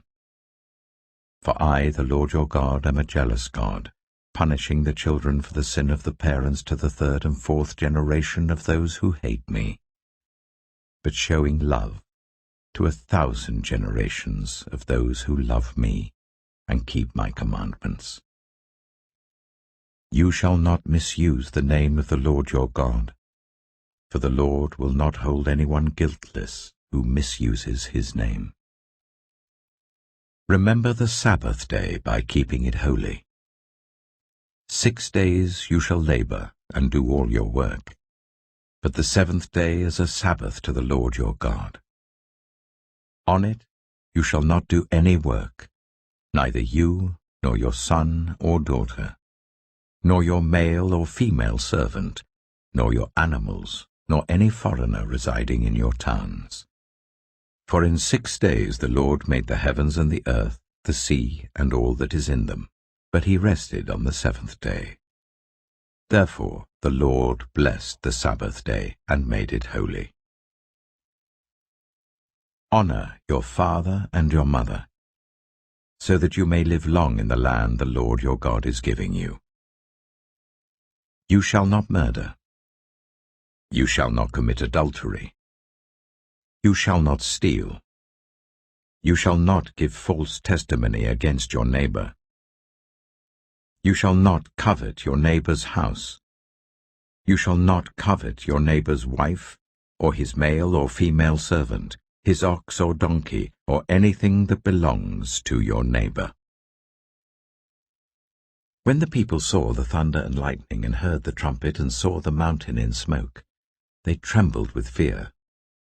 They stayed at a distance and said to Moses, "Speak to us yourself, and we will listen. But do not let God speak to us, or we will die." Moses said to the people, "Do not be afraid. God has come to test you, so that the fear of God will be with you, to keep you from sinning." The people remained at a distance, while Moses approached the thick darkness where God was. Then the Lord said to Moses, "Tell the Israelites this. You have seen for yourselves that I have spoken to you from heaven. Do not make any gods to be alongside me. Do not make for yourselves gods of silver or gods of gold.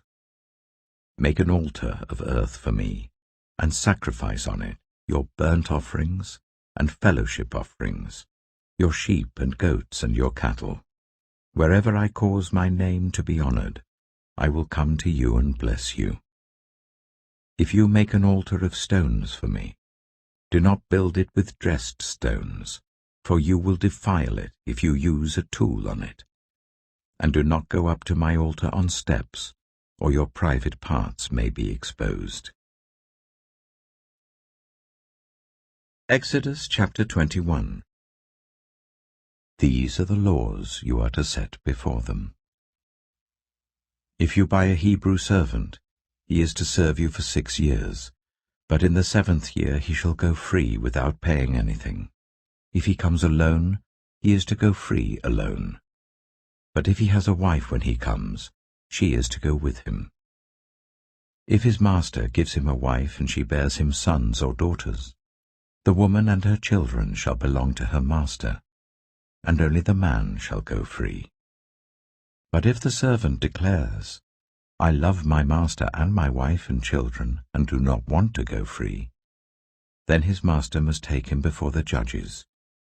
He shall take him to the door or the doorpost, and pierce his ear with an awl. Then he will be his servant for life.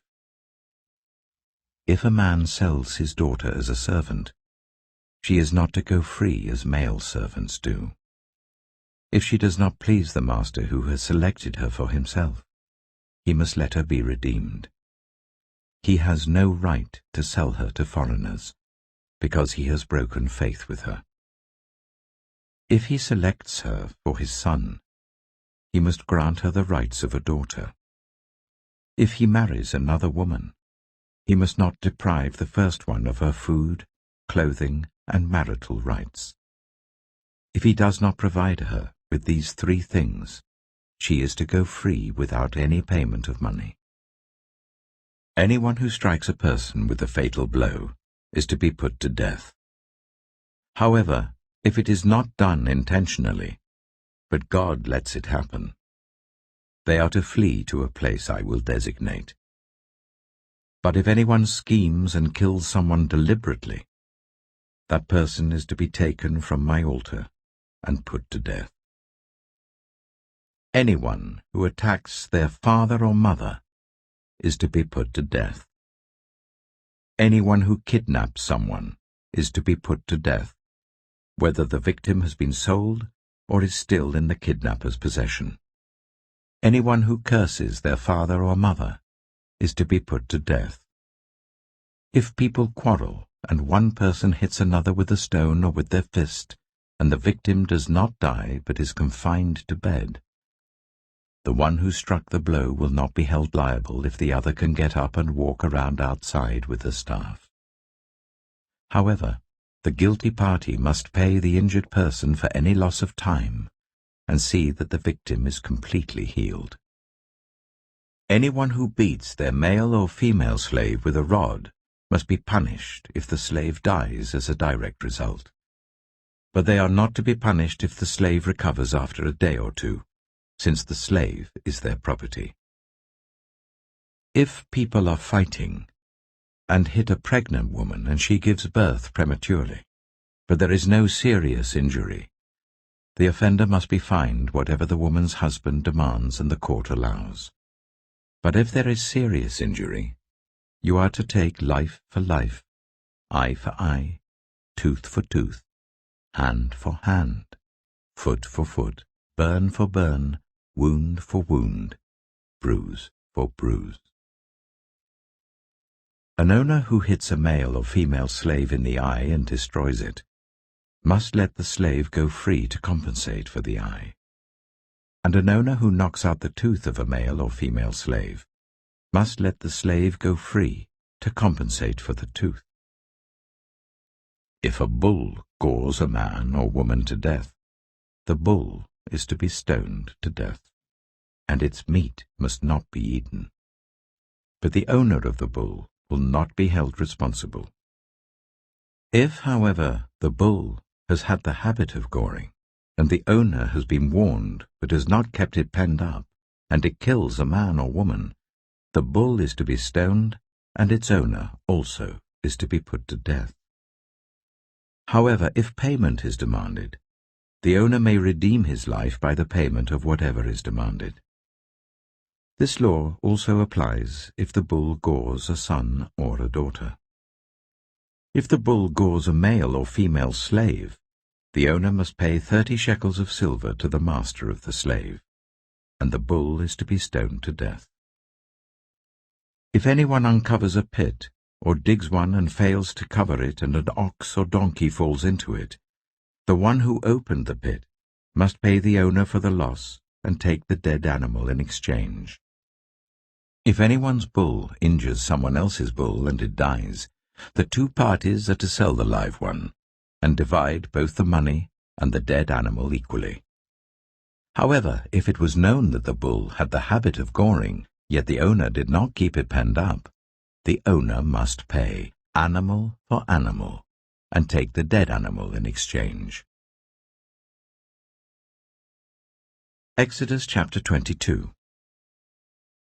Whoever steals an ox or a sheep and slaughters it, or sells it, must pay back 5 head of cattle for the ox and 4 sheep for the sheep. If a thief is caught breaking in at night and is struck a fatal blow, the defender is not guilty of bloodshed. But if it happens after sunrise, the defender is guilty of bloodshed. Anyone who steals must certainly make restitution. But if they have nothing, they must be sold to pay for their theft. If the stolen animal is found alive in their possession, whether ox or donkey or sheep, they must pay back double. If anyone grazes their livestock in a field or vineyard, and lets them stray and they graze in someone else's field, the offender must make restitution from the best of their own field or vineyard. If a fire breaks out and spreads into thorn bushes, so that it burns sheaves of corn or standing corn or the whole field, the one who started the fire must make restitution. If anyone gives a neighbor silver or goods for safekeeping, and they are stolen from the neighbor's house, the thief, if caught, must pay back double. But if the thief is not found, the owner of the house must appear before the judges, and they must determine whether the owner of the house has laid hands on the other person's property. In all cases of illegal possession of an ox, a donkey, a sheep, a garment, or any other lost property about which somebody says, "This is mine," both parties are to bring their cases before the judges. The one whom the judges declare guilty must pay back double to the other. If anyone gives a donkey, an ox, a sheep, or any other animal to their neighbor for safekeeping, and it dies, or is injured, or is taken away while no one is looking, the issue between them will be settled by the taking of an oath before the Lord, that the neighbor did not lay hands on the other person's property. The owner is to accept this, and no restitution is required. But if the animal was stolen from the neighbor, restitution must be made to the owner. If it was torn to pieces by a wild animal, the neighbor shall bring in the remains as evidence, and shall not be required to pay for the torn animal. If anyone borrows an animal from their neighbor, and it is injured or dies while the owner is not present, they must make restitution. But if the owner is with the animal, the borrower will not have to pay. If the animal was hired, the money paid for the hire covers the loss. If a man seduces a virgin who is not pledged to be married and sleeps with her, he must pay the bride price, and she shall be his wife. If her father absolutely refuses to give her to him, he must still pay the bride price for virgins. Do not allow a sorceress to live. Anyone who has sexual relations with an animal is to be put to death. Whoever sacrifices to any god other than the Lord must be destroyed. Do not ill-treat or oppress a foreigner, for you were foreigners in Egypt. Do not take advantage of the widow or the fatherless. If you do, and they cry out to me, I will certainly hear their cry. My anger will be aroused, and I will kill you with the sword. Your wives will become widows, and your children fatherless. If you lend money to one of my people among you who is needy, do not treat it like a business deal. Charge no interest. If you take your neighbor's cloak as a pledge, return it by sunset, because that cloak is the only covering your neighbor has. What else can they sleep in? When they cry out to me, I will hear, for I am compassionate. Do not blaspheme God or curse the ruler of your people. Do not hold back offerings from your granaries or your vats. You must give me the firstborn of your sons. Do the same with your cattle and your sheep. Let them stay with their mothers for 7 days, but give them to me on the 8th day. You are to be my holy people. So do not eat the meat of an animal torn by wild beasts. Throw it to the dogs. Exodus chapter 23. Do not spread false reports. Do not help a guilty person by being a malicious witness. Do not follow the crowd in doing wrong. When you give testimony in a lawsuit, do not pervert justice by siding with the crowd, and do not show favoritism to a poor person in a lawsuit. If you come across your enemy's ox or donkey wandering off, be sure to return it. If you see the donkey of someone who hates you, fallen down under its load, do not leave it there. Be sure you help them with it. Do not deny justice to your poor people in their lawsuits. Have nothing to do with a false charge, and do not put an innocent or honest person to death, for I will not acquit the guilty. Do not accept a bribe, for a bribe blinds those who see and twists the words of the innocent. Do not oppress a foreigner. You yourselves know how it feels to be foreigners, because you were foreigners in Egypt. For 6 years you are to sow your fields and harvest the crops, but during the 7th year let the land lie unplowed and unused. Then the poor among your people may get food from it, and the wild animals may eat what is left. Do the same with your vineyard and your olive grove. 6 days do your work, but on the 7th day do not work, so that your ox and your donkey may rest, and so that the slave born in your household and the foreigner living among you may be refreshed. Be careful to do everything I have said to you. Do not invoke the names of other gods. Do not let them be heard on your lips. 3 times a year you are to celebrate a festival to me. Celebrate the festival of unleavened bread. For 7 days eat bread made without yeast, as I commanded you. Do this at the appointed time in the month of Aviv, for in that month you came out of Egypt. No one is to appear before me empty-handed. Celebrate the festival of harvest with the first fruits of the crops you sow in your field. Celebrate the festival of ingathering at the end of the year, when you gather in your crops from the field. 3 times a year all the men are to appear before the sovereign Lord. Do not offer the blood of a sacrifice to me, along with anything containing yeast. The fat of my festival offerings must not be kept until morning. Bring the best of the first fruits of your soil to the house of the Lord your God. Do not cook a young goat in its mother's milk. See, I am sending an angel ahead of you to guard you along the way, and to bring you to the place I have prepared. Pay attention to him and listen to what he says. Do not rebel against him. He will not forgive your rebellion, since my name is in him. If you listen carefully to what he says and do all that I say, I will be an enemy to your enemies and will oppose those who oppose you. My angel will go ahead of you and bring you into the land of the Amorites, Hittites, Perizzites, Canaanites, Hivites, and Jebusites, and I will wipe them out. Do not bow down before their gods, or worship them, or follow their practices. You must demolish them and break their sacred stones to pieces.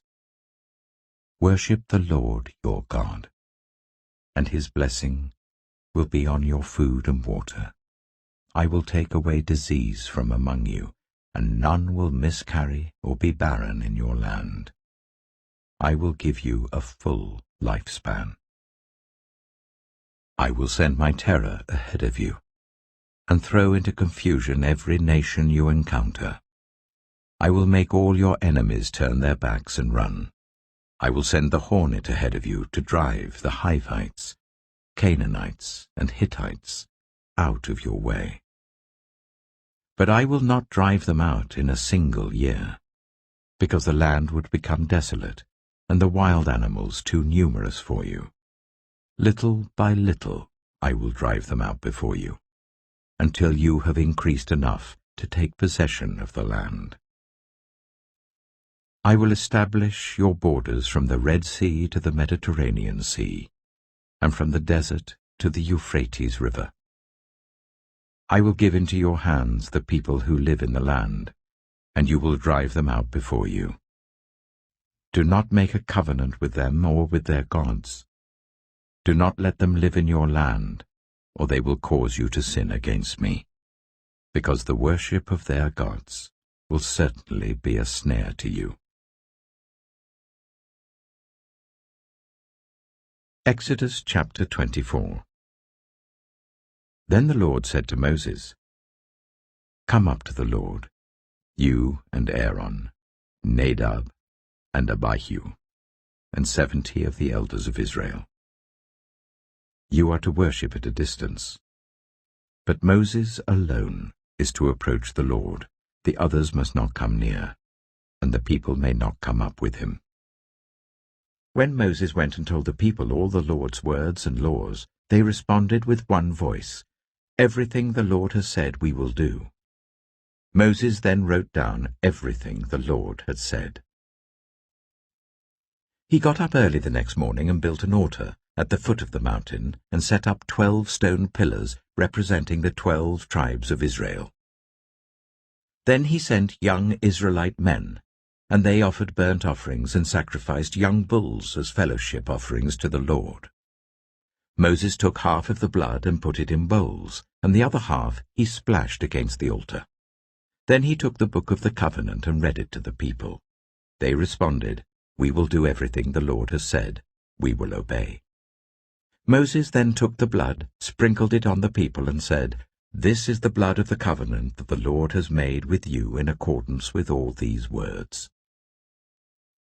Moses and Aaron, Nadab and Abihu, and the 70 elders of Israel went up and saw the God of Israel. Under his feet was something like a pavement made of lapis lazuli, as bright blue as the sky. But God did not raise his hand against these leaders of the Israelites. They saw God, and they ate and drank. The Lord said to Moses, "Come up to me on the mountain and stay here, and I will give you the tablets of stone with the law and commandments I have written for their instruction." Then Moses set out with Joshua his assistant, and Moses went up on the mountain of God. He said to the elders, "Wait here for us until we come back to you. Aaron and Hur are with you, and anyone involved in a dispute can go to them."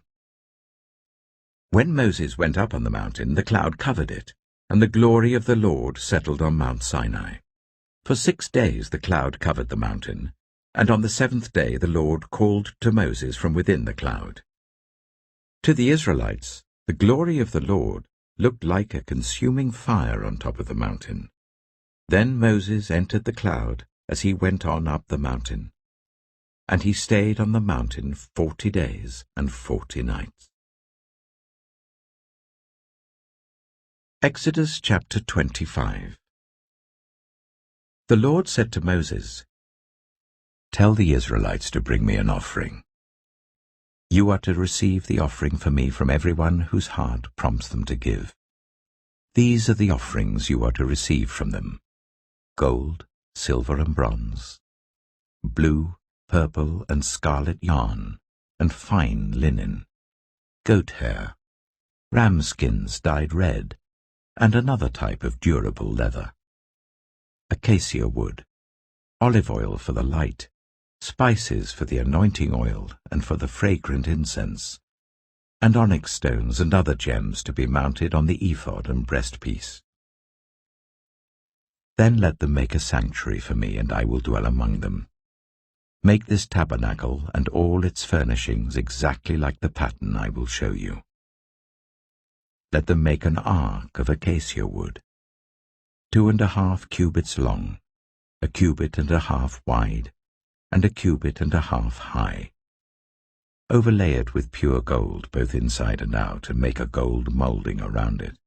Cast 4 gold rings for it, and fasten them to its 4 feet, with 2 rings on one side and 2 rings on the other. Then make poles of acacia wood, and overlay them with gold.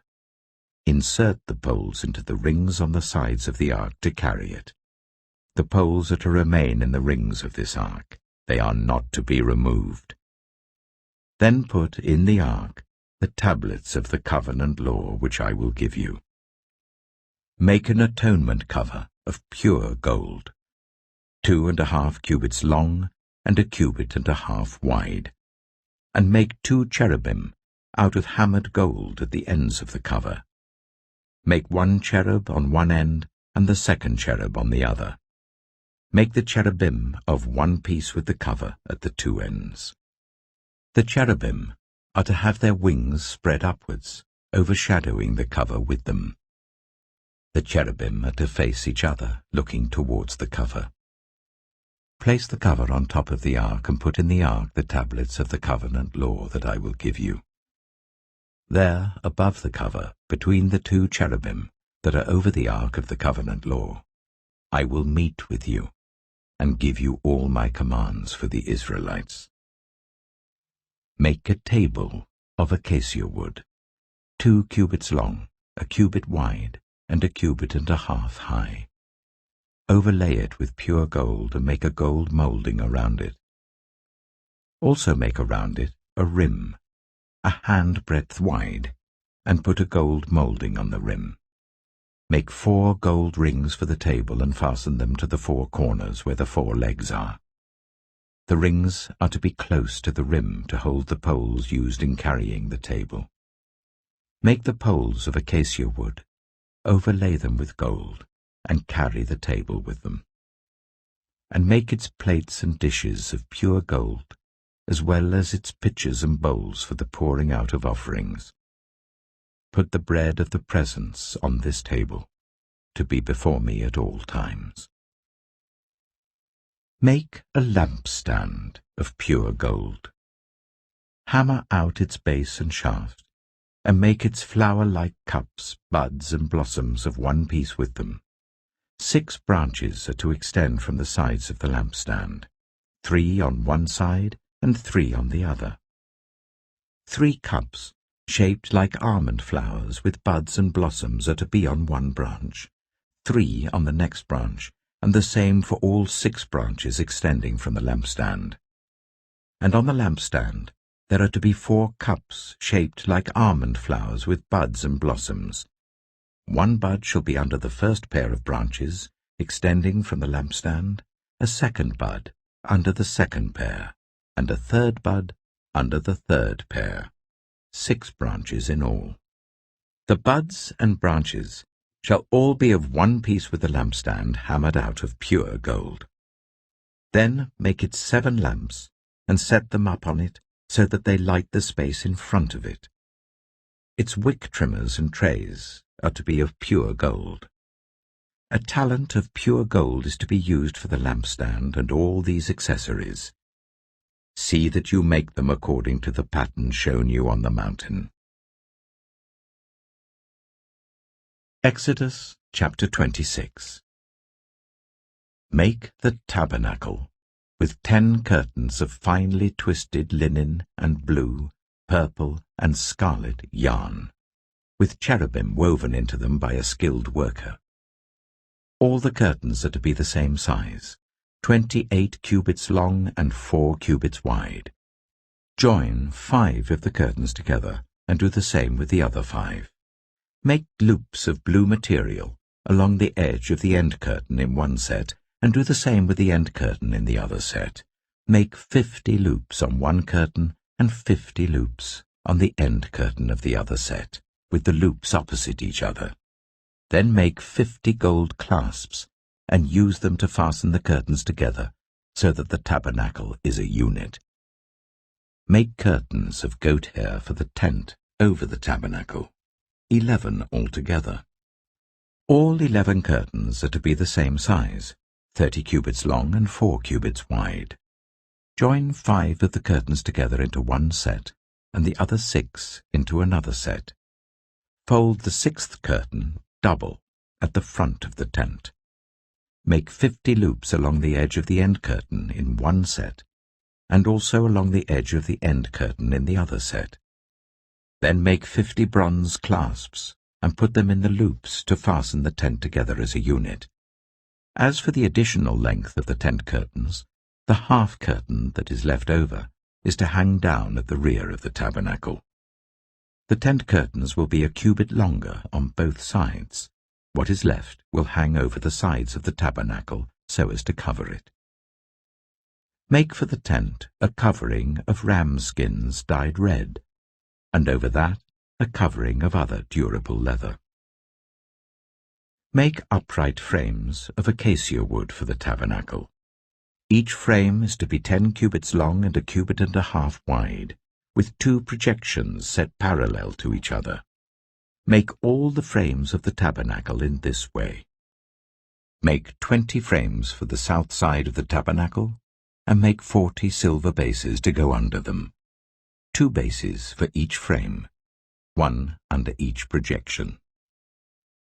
For the other side, the north side of the tabernacle, make 20 frames and 40 silver bases, 2 under each frame. Make 6 frames for the far end, that is the west end of the tabernacle, and make 2 frames for the corners at the far end. At these 2 corners, they must be double from the bottom all the way to the top and fitted into a single ring. Both shall be like that. So there will be 8 frames and 16 silver bases, 2 under each frame. Also, make crossbars of acacia wood, 5 for the frames on one side of the tabernacle, 5 for those on the other side, and 5 for the frames on the west at the far end of the tabernacle. The center crossbar is to extend from end to end at the middle of the frames. Overlay the frames with gold and make gold rings to hold the crossbars. Also, overlay the crossbars with gold. Set up the tabernacle according to the plan shown you on the mountain. Make a curtain of blue, purple, and scarlet yarn and finely twisted linen, with cherubim woven into it by a skilled worker. Hang it with gold hooks on 4 posts of acacia wood, overlaid with gold and standing on 4 silver bases. Hang the curtain from the clasps, and place the Ark of the Covenant law behind the curtain. The curtain will separate the holy place from the most holy place. Put the atonement cover on the Ark of the Covenant law in the most holy place. Place the table outside the curtain on the north side of the tabernacle, and put the lampstand opposite it on the south side. For the entrance to the tent, make a curtain of blue, purple, and scarlet yarn and finely twisted linen, the work of an embroiderer. Make gold hooks for this curtain, and 5 posts of acacia wood overlaid with gold, and cast 5 bronze bases for them. Exodus chapter 27.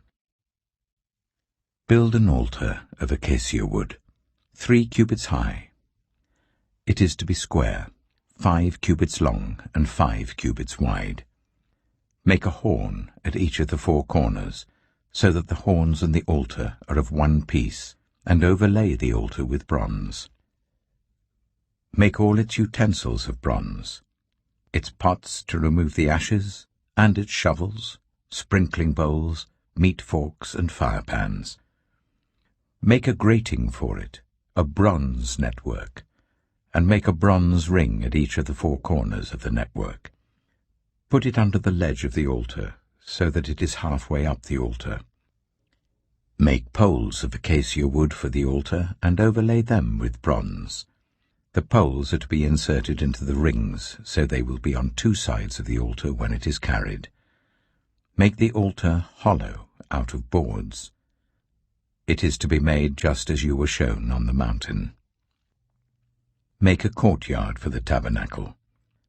The south side shall be 100 cubits long, and is to have curtains of finely twisted linen, with 20 posts and 20 bronze bases, with silver hooks and bands on the posts. The north side shall also be 100 cubits long, and is to have curtains with 20 posts and 20 bronze bases, and with silver hooks and bands on the posts. The west end of the courtyard shall be 50 cubits wide, and have curtains with 10 posts and 10 bases. On the east end, towards the sunrise, the courtyard shall also be 50 cubits wide. Curtains 15 cubits long are to be on one side of the entrance with 3 posts and 3 bases, and curtains 15 cubits long are to be on the other side, with 3 posts and 3 bases. For the entrance to the courtyard, provide a curtain 20 cubits long of blue, purple, and scarlet yarn, and finely twisted linen, the work of an embroiderer, with 4 posts and 4 bases. All the posts around the courtyard are to have silver bands and hooks and bronze bases. The courtyard shall be 100 cubits long and 50 cubits wide, with curtains of finely twisted linen 5 cubits high, and with bronze bases. All the other articles used in the service of the tabernacle, whatever their function, including all the tent pegs for it and those for the courtyard, are to be of bronze. Command the Israelites to bring you clear oil of pressed olives for the light, so that the lamps may be kept burning. In the tent of meeting, outside the curtain that shields the ark of the covenant law, Aaron and his sons are to keep the lamps burning before the Lord from evening till morning. This is to be a lasting ordinance among the Israelites for the generations to come. Exodus chapter 28. Let Aaron your brother be brought to you from among the Israelites, with his sons Nadab and Abihu, Eleazar and Ithamar, so that they may serve me as priests. Make sacred garments for your brother Aaron to give him dignity and honor. Tell all the skilled workers to whom I have given wisdom in such matters that they are to make garments for Aaron, for his consecration, so that he may serve me as priest. These are the garments they are to make: a breastpiece, an ephod, a robe, a woven tunic, a turban, and a sash. They are to make these sacred garments for your brother Aaron and his sons, so that they may serve me as priests. Make them use gold, and blue, purple, and scarlet yarn, and fine linen. Make the ephod of gold, and of blue, purple, and scarlet yarn, and of finely twisted linen, the work of skilled hands. It is to have 2 shoulder pieces attached to 2 of its corners, so that it can be fastened. Its skillfully woven waistband is to be like it, of 1 piece with the ephod, and made with gold, and with blue, purple, and scarlet yarn, and with finely twisted linen.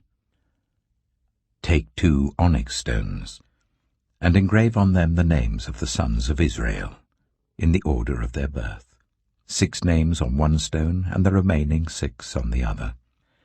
Engrave the names of the sons of Israel on the 2 stones, the way a gem cutter engraves a seal.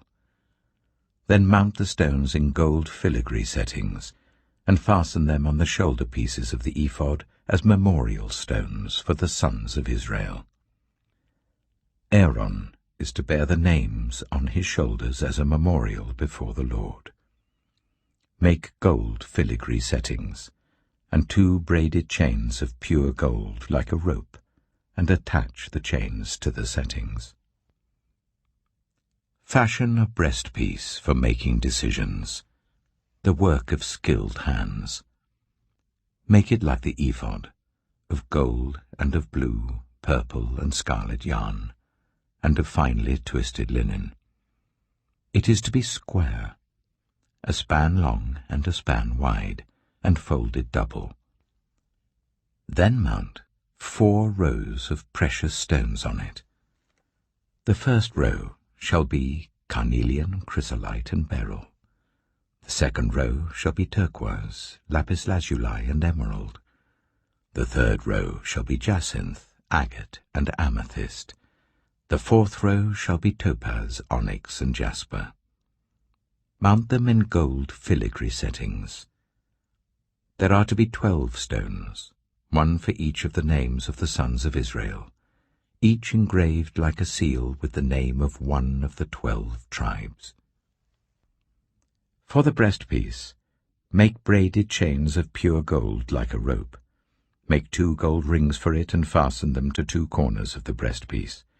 Fasten the 2 gold chains to the rings at the corners of the breastpiece, and the other ends of the chains to the 2 settings, attaching them to the shoulder pieces of the ephod at the front. Make 2 gold rings, and attach them to the other 2 corners of the breastpiece, on the inside edge, next to the ephod. Make 2 more gold rings, and attach them to the bottom of the shoulder pieces on the front of the ephod, close to the seam just above the waistband of the ephod. The rings of the breastpiece are to be tied to the rings of the ephod with blue cord, connecting it to the waistband, so that the breastpiece will not swing out from the ephod. Whenever Aaron enters the holy place, he will bear the names of the sons of Israel over his heart on the breastpiece of decision, as a continuing memorial before the Lord. Also put the Urim and the Thummim in the breastpiece, so they may be over Aaron's heart whenever he enters the presence of the Lord. Thus Aaron will always bear the means of making decisions for the Israelites over his heart before the Lord. Make the robe of the ephod entirely out of blue cloth, with an opening for the head in its center. There shall be a woven edge like a collar around this opening, so that it will not tear. Make pomegranates of blue, purple, and scarlet yarn around the hem of the robe, with gold bells between them. The gold bells and the pomegranates are to alternate round the hem of the robe. Aaron must wear it when he ministers. The sound of the bells will be heard when he enters the holy place before the Lord and when he comes out, so that he will not die. Make a plate of pure gold, and engrave on it, as on a seal, "Holy to the Lord." Fasten a blue cord to it, to attach it to the turban. It is to be on the front of the turban. It will be on Aaron's forehead, and he will bear the guilt involved in the sacred gifts the Israelites consecrate, whatever their gifts may be. It will be on Aaron's forehead continually, so that they will be acceptable to the Lord.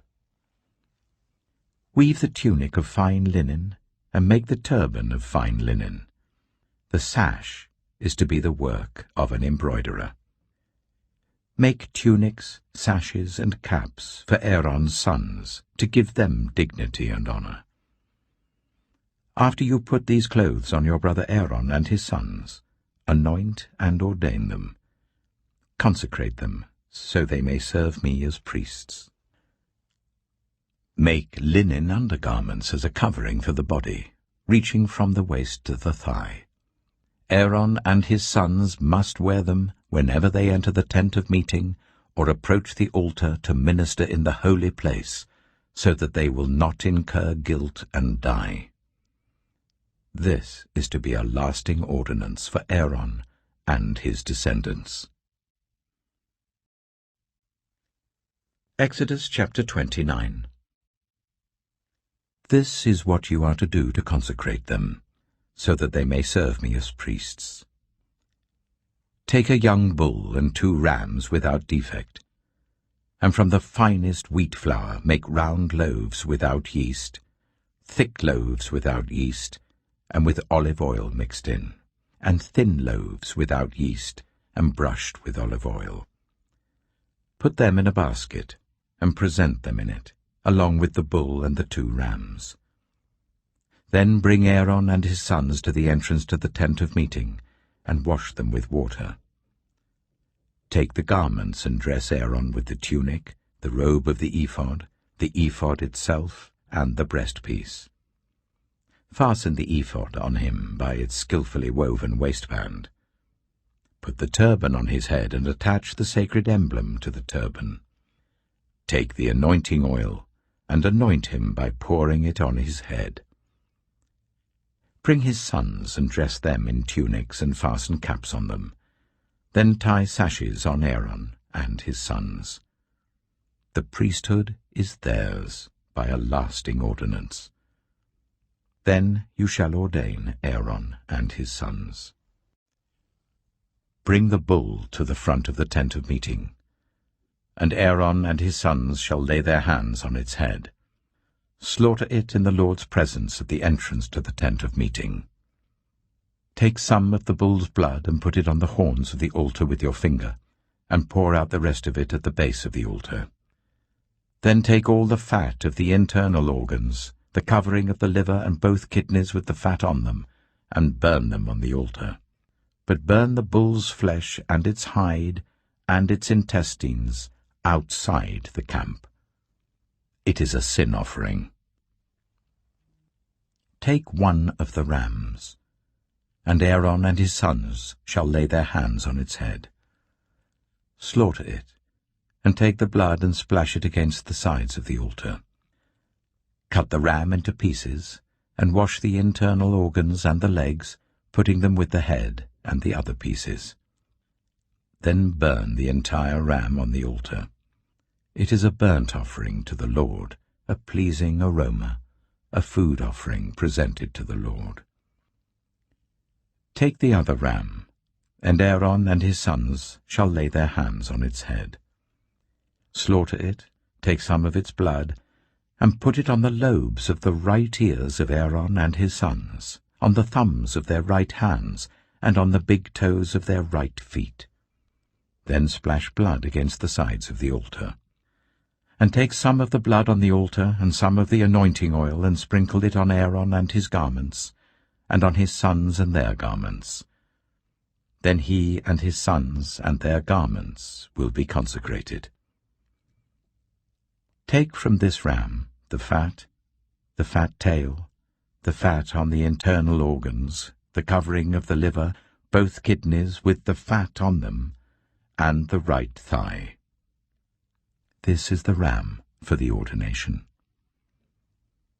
From the basket of bread made without yeast, which is before the Lord, take 1 round loaf, 1 thick loaf with olive oil mixed in, and 1 thin loaf. Put all these in the hands of Aaron and his sons, and wave them before the Lord, as a wave offering. Then take them from their hands, and burn them on the altar along with the burnt offering, for a pleasing aroma to the Lord, a food offering presented to the Lord. After you take the breast of the ram for Aaron's ordination, wave it before the Lord as a wave offering, and it will be your share. Consecrate those parts of the ordination ram that belong to Aaron and his sons, the breast that was waved and the thigh that was presented. This is always to be the regular share from the Israelites for Aaron and his sons. It is the contribution the Israelites are to make to the Lord from their fellowship offerings. Aaron's sacred garments will belong to his descendants, so that they can be anointed and ordained in them. The son who succeeds him as priest and comes to the tent of meeting to minister in the holy place is to wear them 7 days. Take the ram for the ordination and cook the meat in a sacred place. At the entrance to the tent of meeting, Aaron and his sons are to eat the meat of the ram and the bread that is in the basket. They are to eat these offerings by which atonement was made for their ordination and consecration. But no one else may eat them, because they are sacred. And if any of the meat of the ordination ram or any bread is left over till morning, burn it up. It must not be eaten, because it is sacred. Do for Aaron and his sons everything I have commanded you, taking 7 days to ordain them. Sacrifice a bull each day as a sin offering to make atonement. Purify the altar by making atonement for it and anoint it to consecrate it. For 7 days make atonement for the altar and consecrate it. Then the altar will be most holy, and whatever touches it will be holy. This is what you are to offer on the altar regularly each day. 2 lambs, a year old. Offer one in the morning and the other at twilight. With the first lamb, offer 1/10 of an ephah of the finest flour, mixed with 1/4 of a hin of oil from pressed olives, and 1/4 of a hin of wine as a drink offering. Sacrifice the other lamb at twilight with the same grain offering and its drink offering as in the morning, a pleasing aroma, a food offering presented to the Lord. For the generations to come, this burnt offering is to be made regularly at the entrance to the tent of meeting before the Lord. There I will meet you and speak to you. There also I will meet with the Israelites, and the place will be consecrated by my glory. So I will consecrate the tent of meeting and the altar, and will consecrate Aaron and his sons to serve me as priests. Then I will dwell among the Israelites and be their God. They will know that I am the Lord their God, who brought them out of Egypt, so that I might dwell among them. I am the Lord their God. Exodus chapter 30. Make an altar of acacia wood for burning incense. It is to be square, a cubit long and a cubit wide and 2 cubits high, its horns of one piece with it. Overlay the top and all the sides and the horns with pure gold, and make a gold moulding around it. Make 2 gold rings for the altar below the moulding, 2 on each of the opposite sides to hold the poles used to carry it. Make the poles of acacia wood and overlay them with gold. Put the altar in front of the curtain that shields the ark of the covenant law, before the atonement cover that is over the tablets of the covenant law, where I will meet with you. Aaron must burn fragrant incense on the altar every morning when he tends the lamps. He must burn incense again when he lights the lamps at twilight, so that incense will burn regularly before the Lord for the generations to come. Do not offer on this altar any other incense or any burnt offering or grain offering, and do not pour a drink offering on it. Once a year Aaron shall make atonement on its horns. This annual atonement must be made with the blood of the atoning sin offering for the generations to come. It is most holy to the Lord. Then the Lord said to Moses, When you take a census of the Israelites to count them, each one must pay the Lord a ransom for his life at the time he is counted. Then no plague will come on them when you number them. Each one who crosses over to those already counted is to give a half shekel according to the sanctuary shekel, which weighs 20 gerams. This half shekel is an offering to the Lord. All who cross over, those 20 years old or more, are to give an offering to the Lord. The rich are not to give more than a half shekel, and the poor are not to give less when you make the offering to the Lord to atone for your lives. Receive the atonement money from the Israelites, and use it for the service of the tent of meeting. It will be a memorial for the Israelites before the Lord, making atonement for your lives. Then the Lord said to Moses, Make a bronze basin, with its bronze stand for washing. Place it between the tent of meeting and the altar, and put water in it. Aaron and his sons are to wash their hands and feet with water from it. Whenever they enter the tent of meeting, they shall wash with water, so that they will not die. Also, when they approach the altar to minister by presenting a food offering to the Lord, they shall wash their hands and feet, so that they will not die. This is to be a lasting ordinance for Aaron and his descendants for the generations to come.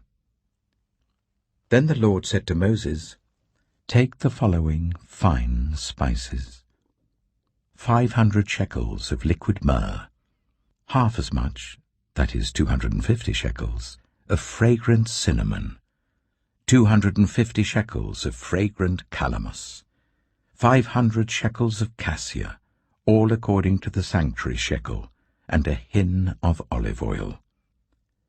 Make these into a sacred anointing oil, a fragrant blend, the work of a perfumer. It will be the sacred anointing oil. Then use it to anoint the tent of meeting, the ark of the covenant law, the table and all its articles, the lampstand and its accessories, the altar of incense, the altar of burnt offering and all its utensils, and the basin with its stand.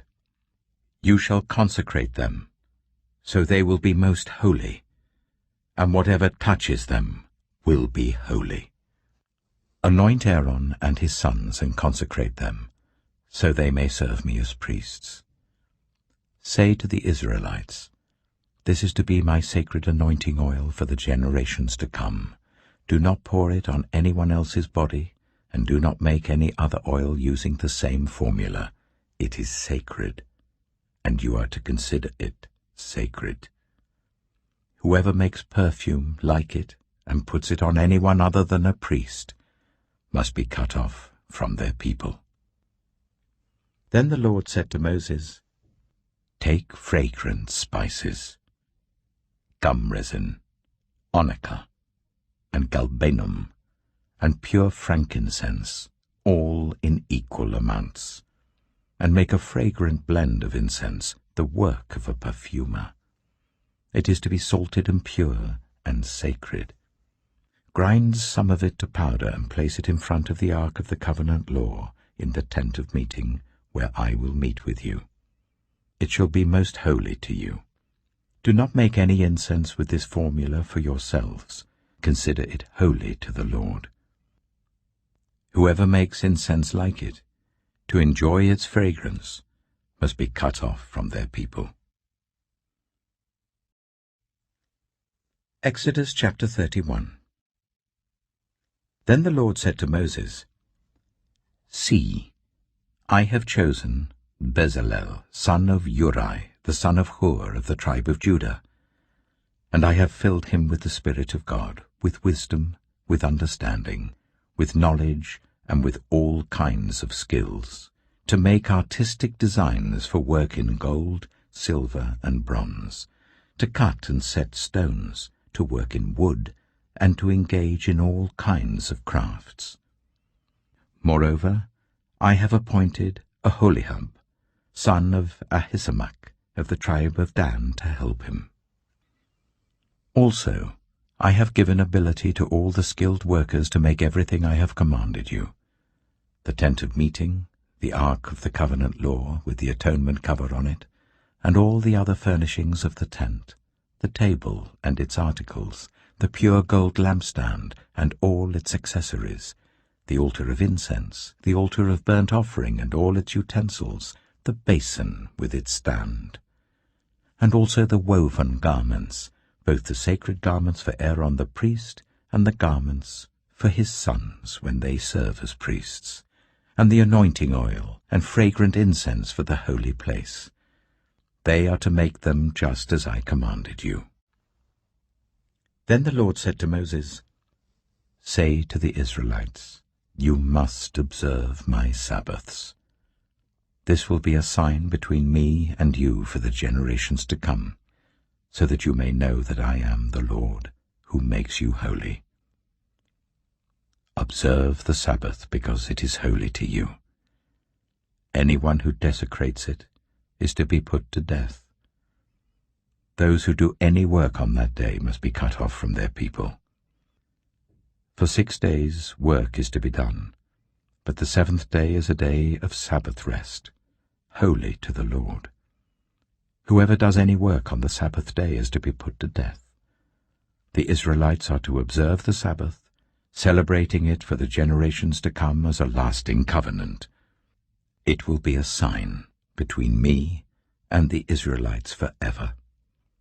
For in 6 days the Lord made the heavens and the earth, and on the 7th day he rested and was refreshed.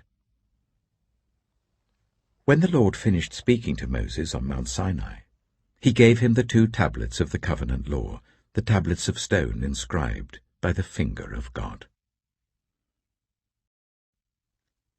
Exodus chapter 32. When the people saw that Moses was so long in coming down from the mountain, they gathered round Aaron and said, Come, make us gods who will go before us. As for this fellow Moses who brought us up out of Egypt, we don't know what has happened to him. Aaron answered them, Take off the gold earrings that your wives, your sons, and your daughters are wearing, and bring them to me. So all the people took off their earrings and brought them to Aaron. He took what they handed him and made it into an idol cast in the shape of a calf, fashioning it with a tool. Then they said, "These are your gods, Israel, who brought you up out of Egypt." When Aaron saw this, he built an altar in front of the calf and announced, "Tomorrow there will be a festival to the Lord." So the next day the people rose early and sacrificed burnt offerings and presented fellowship offerings. Afterwards they sat down to eat and drink and got up to indulge in revelry. Then the Lord said to Moses, "Go down, because your people, whom you brought up out of Egypt, have become corrupt. They have been quick to turn away from what I commanded them, and have made themselves an idol cast in the shape of a calf. They have bowed down to it and sacrificed to it, and have said, 'These are your gods, Israel, who brought you up out of Egypt.' I have seen these people," the Lord said to Moses, "and they are a stiff-necked people. Now leave me alone, so that my anger may burn against them, and that I may destroy them. Then I will make you into a great nation." But Moses sought the favor of the Lord his God. "Lord," he said, "why should your anger burn against your people, whom you brought out of Egypt with great power and a mighty hand?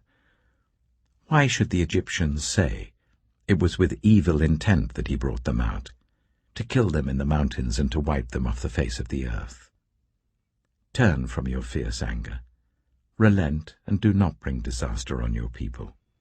Remember your servants, Abraham, Isaac, and Israel, to whom you swore by your own self, 'I will make your descendants as numerous as the stars in the sky, and I will give your descendants all this land I promised them, and it will be their inheritance forever.'" Then the Lord relented, and did not bring on his people the disaster he had threatened. Moses turned and went down the mountain with the 2 tablets of the covenant law in his hands. They were inscribed on both sides, front and back. The tablets were the work of God. The writing was the writing of God, engraved on the tablets. When Joshua heard the noise of the people shouting, he said to Moses, "There is the sound of war in the camp." Moses replied, "It is not the sound of victory. It is not the sound of defeat. It is the sound of singing that I hear." When Moses approached the camp and saw the calf and the dancing, his anger burned, and he threw the tablets out of his hands, breaking them to pieces at the foot of the mountain. And he took the calf the people had made and burned it in the fire. Then he ground it to powder, scattered it on the water, and made the Israelites drink it. He said to Aaron, "What did these people do to you, that you led them into such great sin?" "Do not be angry, my lord," Aaron answered.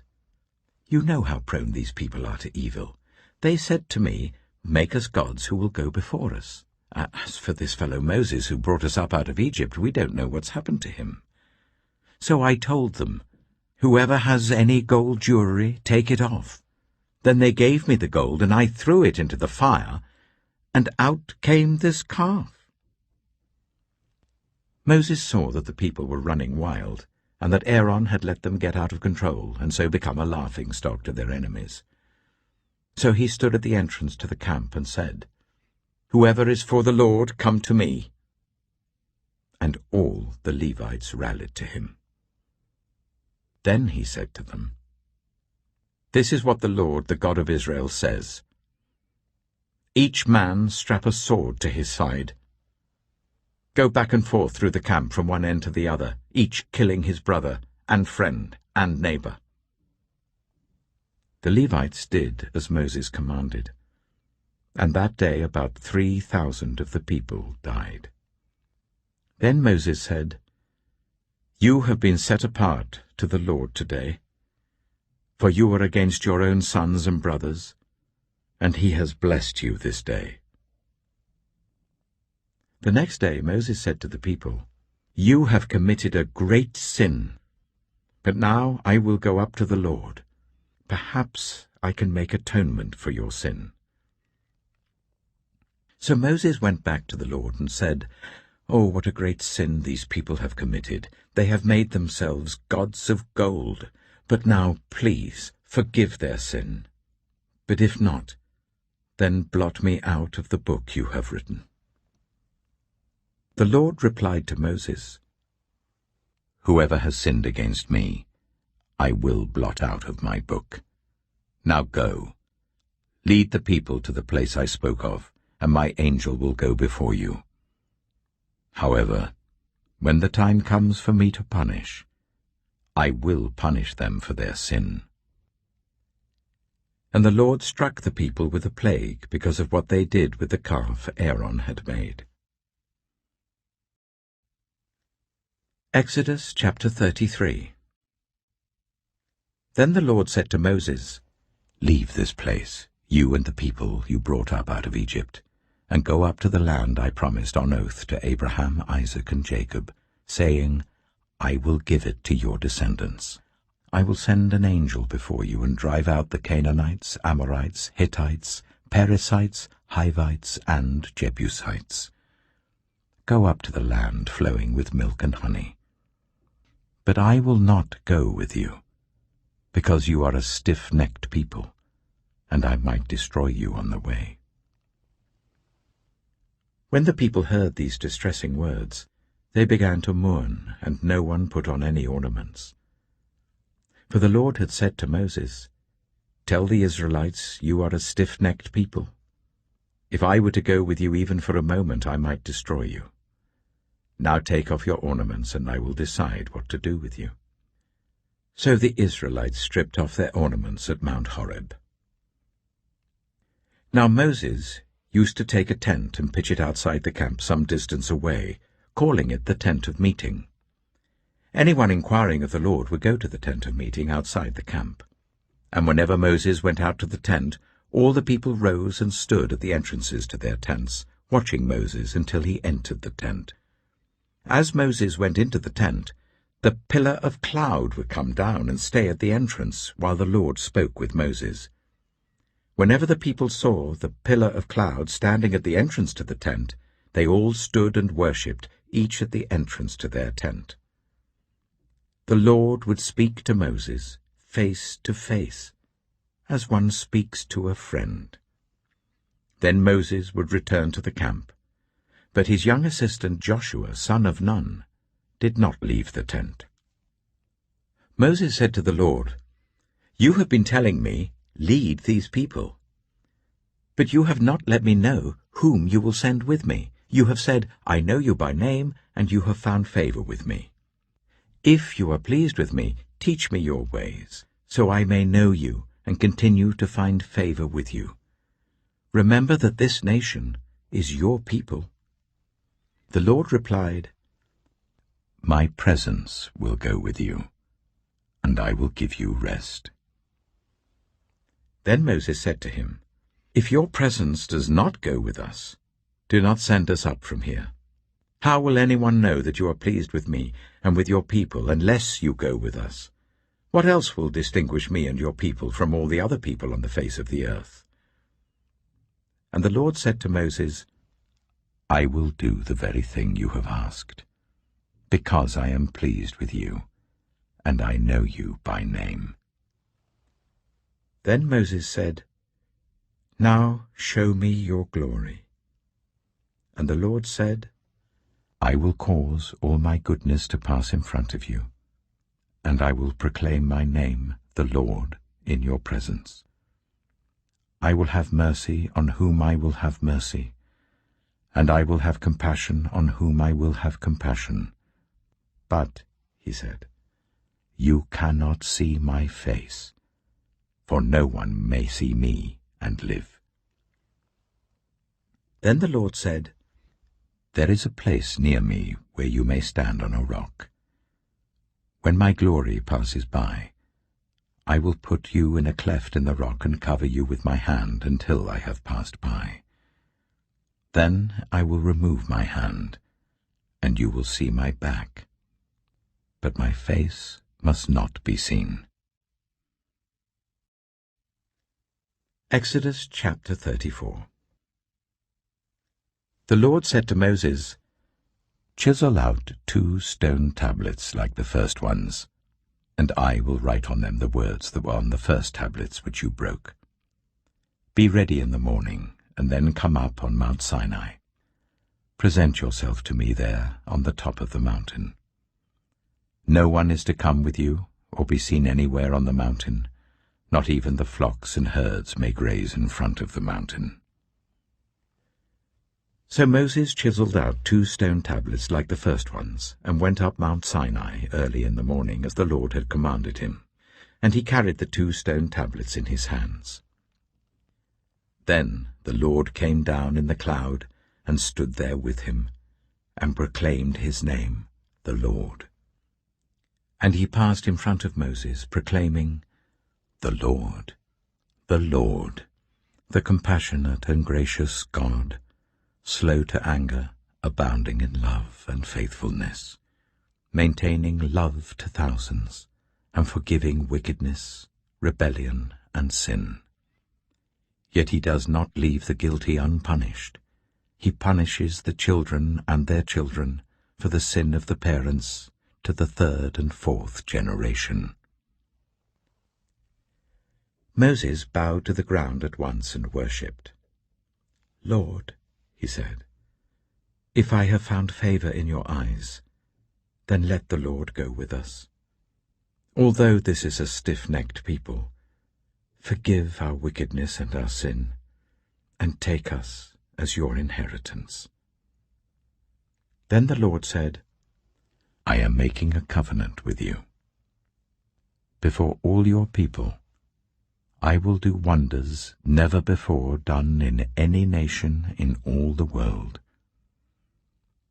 The people you live among will see how awesome is the work that I, the Lord, will do for you. Obey what I command you today. I will drive out before you the Amorites, Canaanites, Hittites, Perizzites, Hivites, and Jebusites. Be careful not to make a treaty with those who live in the land where you are going, or they will be a snare among you. Break down their altars, smash their sacred stones, and cut down their Asherah poles. Do not worship any other god, for the Lord, whose name is jealous, is a jealous God.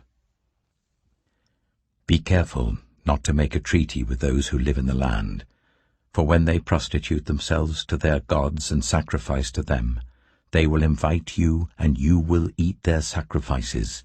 And when you choose some of their daughters as wives for your sons, and those daughters prostitute themselves to their gods, they will lead your sons to do the same. Do not make any idols.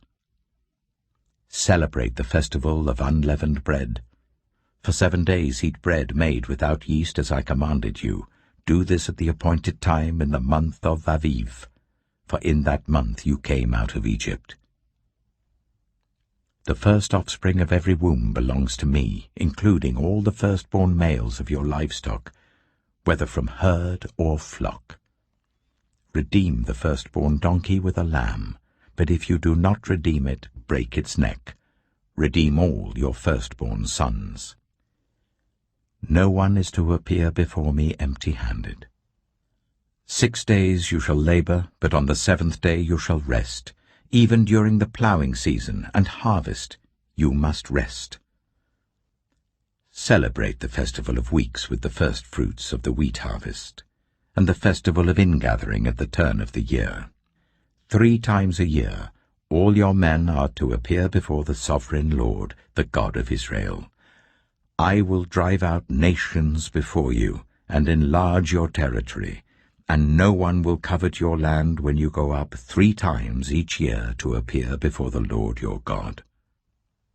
Do not offer the blood of a sacrifice to me along with anything containing yeast, and do not let any of the sacrifice from the Passover festival remain until morning. Bring the best of the first fruits of your soil to the house of the Lord your God. Do not cook a young goat in its mother's milk. Then the Lord said to Moses, Write down these words, for in accordance with these words I have made a covenant with you and with Israel. Moses was there with the Lord 40 days and 40 nights, without eating bread or drinking water. And he wrote on the tablets the words of the covenant, the 10 Commandments. When Moses came down from Mount Sinai, with the 2 tablets of the covenant law in his hands, he was not aware that his face was radiant because he had spoken with the Lord. When Aaron and all the Israelites saw Moses, his face was radiant, and they were afraid to come near him. But Moses called to them. So Aaron and all the leaders of the community came back to him, and he spoke to them. Afterwards all the Israelites came near him, and he gave them all the commands the Lord had given him on Mount Sinai. When Moses finished speaking to them, he put a veil over his face. But whenever he entered the Lord's presence to speak with him, he removed the veil until he came out. And when he came out and told the Israelites what he had been commanded, they saw that his face was radiant.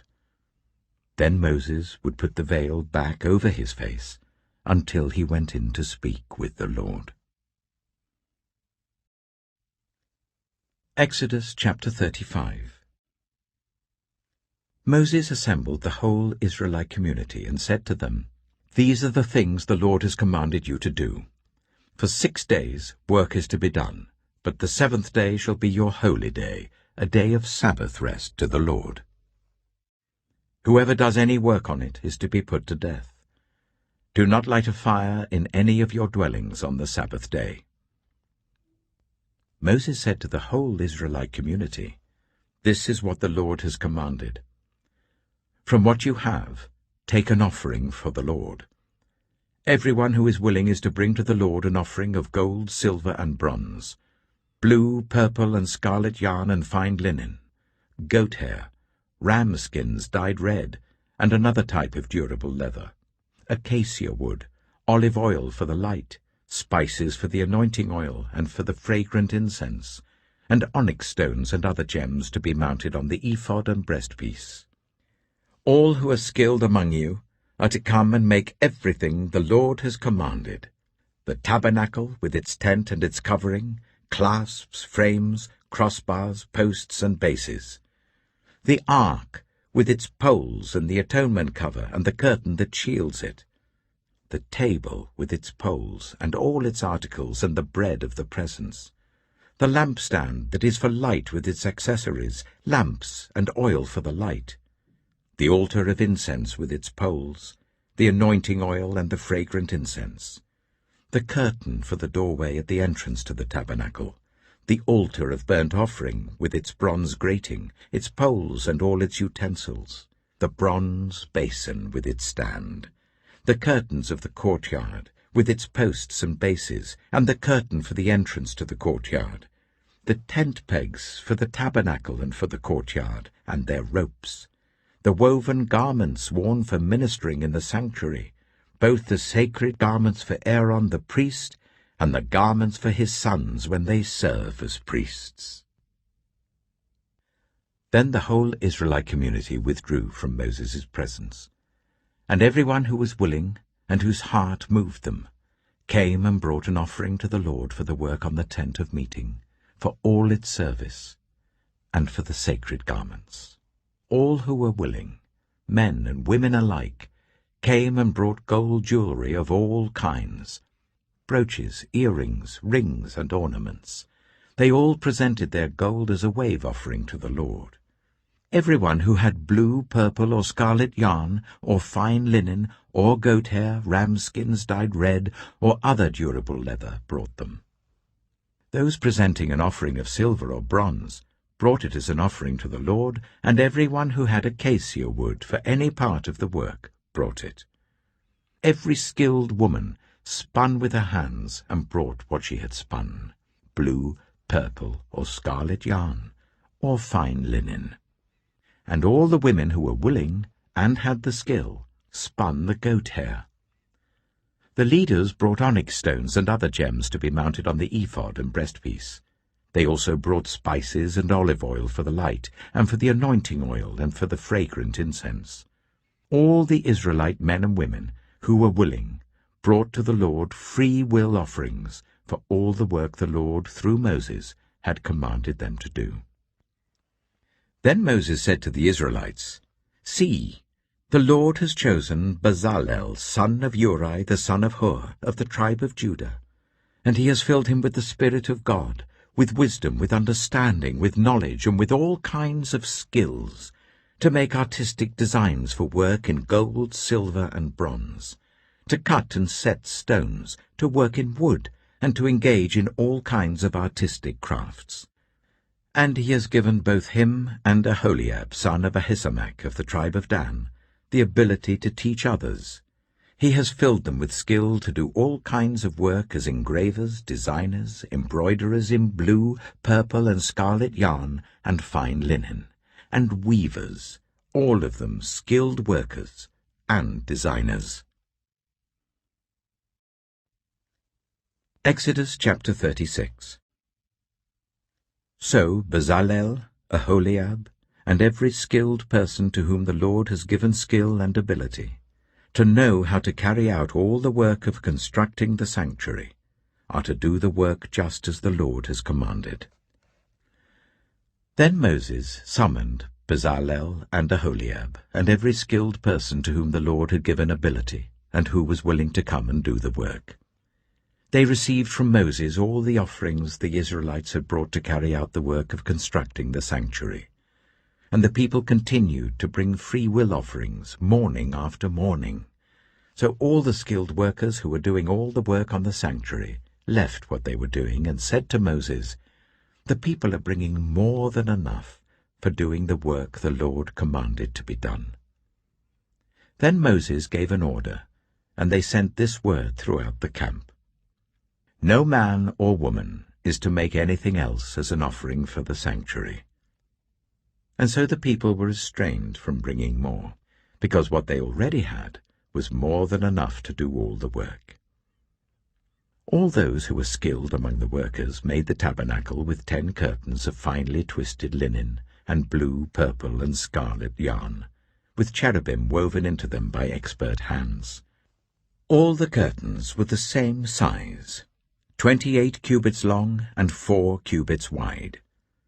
They joined 5 of the curtains together and did the same with the other 5. Then they made loops of blue material along the edge of the end curtain in one set, and the same was done with the end curtain in the other set. They also made 50 loops on one curtain and 50 loops on the end curtain of the other set, with the loops opposite each other. Then they made 50 gold clasps, and used them to fasten the 2 sets of curtains together, so that the tabernacle was a unit. They made curtains of goat hair for the tent over the tabernacle, 11 altogether. All 11 curtains were the same size, 30 cubits long and 4 cubits wide. They joined 5 of the curtains into one set, and the other 6 into another set. Then they made 50 loops along the edge of the end curtain in one set, and also along the edge of the end curtain in the other set. They made 50 bronze clasps to fasten the tent together as a unit. Then they made for the tent a covering of ram skins dyed red, and over that a covering of other durable leather. They made upright frames of acacia wood for the tabernacle. Each frame was 10 cubits long and 1.5 cubits wide, with 2 projections set parallel to each other. They made all the frames of the tabernacle in this way. They made 20 frames for the south side of the tabernacle, and made 40 silver bases to go under them, 2 bases for each frame, 1 under each projection. For the other side, the north side of the tabernacle, they made 20 frames and 40 silver bases, 2 under each frame. They made 6 frames for the far end, that is, the west end of the tabernacle, and 2 frames were made for the corners of the tabernacle at the far end. At these 2 corners, the frames were double from the bottom all the way to the top and fitted into a single ring. Both were made alike. So there were 8 frames and 16 silver bases, 2 under each frame. They also made crossbars of acacia wood, 5 for the frames on one side of the tabernacle, 5 for those on the other side, and 5 for the frames on the west, at the far end of the tabernacle. They made the center crossbar, so that it extended from end to end at the middle of the frames. They overlaid the frames with gold and made gold rings to hold the crossbars. They also overlaid the crossbars with gold. They made the curtain of blue, purple, and scarlet yarn and finely twisted linen, with cherubim woven into it by a skilled worker. They made 4 posts of acacia wood for it, and overlaid them with gold. They made gold hooks for them, and cast their 4 silver bases.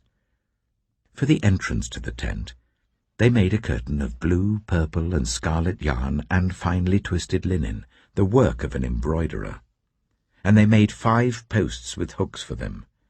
They overlaid the tops of the posts and their bands with gold, and made their 5 bases of bronze.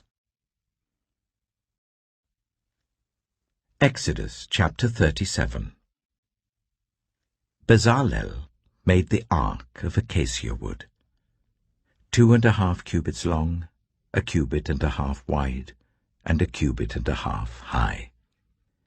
He overlaid it with pure gold, both inside and out, and made a gold moulding around it. He cast 4 gold rings for it, and fastened them to its 4 feet, with 2 rings on one side and 2 rings on the other. Then he made poles of acacia wood, and overlaid them with gold, and he inserted the poles into the rings on the sides of the ark to carry it. He made the atonement cover of pure gold, 2½ cubits long and 1 cubit and a half wide. Then he made 2 cherubim out of hammered gold at the ends of the cover. He made 1 cherub on one end, and the 2nd cherub on the other. At the 2 ends he made them of one piece with the cover. The cherubim had their wings spread upwards, overshadowing the cover with them. The cherubim faced each other, looking towards the cover. They made the table of acacia wood, 2 cubits long, 1 cubit wide, and 1 cubit and a half high. Then they overlaid it with pure gold and made a gold moulding around it. They also made around it a rim, a handbreadth wide, and put a gold moulding on the rim. They cast 4 gold rings for the table and fastened them to the 4 corners where the 4 legs were. The rings were put close to the rim to hold the poles used in carrying the table. The poles for carrying the table were made of acacia wood and were overlaid with gold. And they made from pure gold the articles for the table, its plates and dishes and bowls and its pitchers for the pouring out of drink offerings. They made the lampstand of pure gold. They hammered out its base and shaft, and made its flower-like cups, buds and blossoms of one piece with them. 6 branches extended from the sides of the lampstand, 3 on one side and 3 on the other. 3 cups shaped like almond flowers with buds and blossoms were on one branch, 3 on the next branch, and the same for all 6 branches extending from the lampstand. And on the lampstand were 4 cups shaped like almond flowers with buds and blossoms. 1 bud was under the first pair of branches extending from the lampstand, a 2nd bud under the 2nd pair, and a 3rd bud under the 3rd pair, 6 branches in all.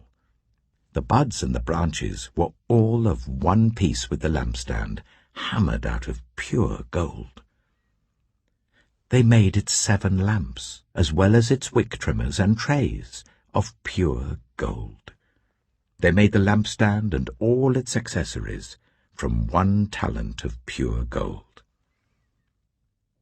They made the altar of incense out of acacia wood. It was square, 1 cubit long and 1 cubit wide and 2 cubits high, its horns of one piece with it.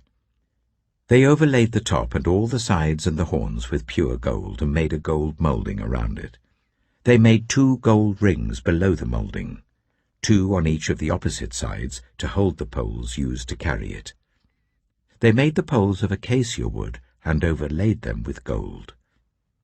They also made the sacred anointing oil and the pure, fragrant incense, the work of a perfumer.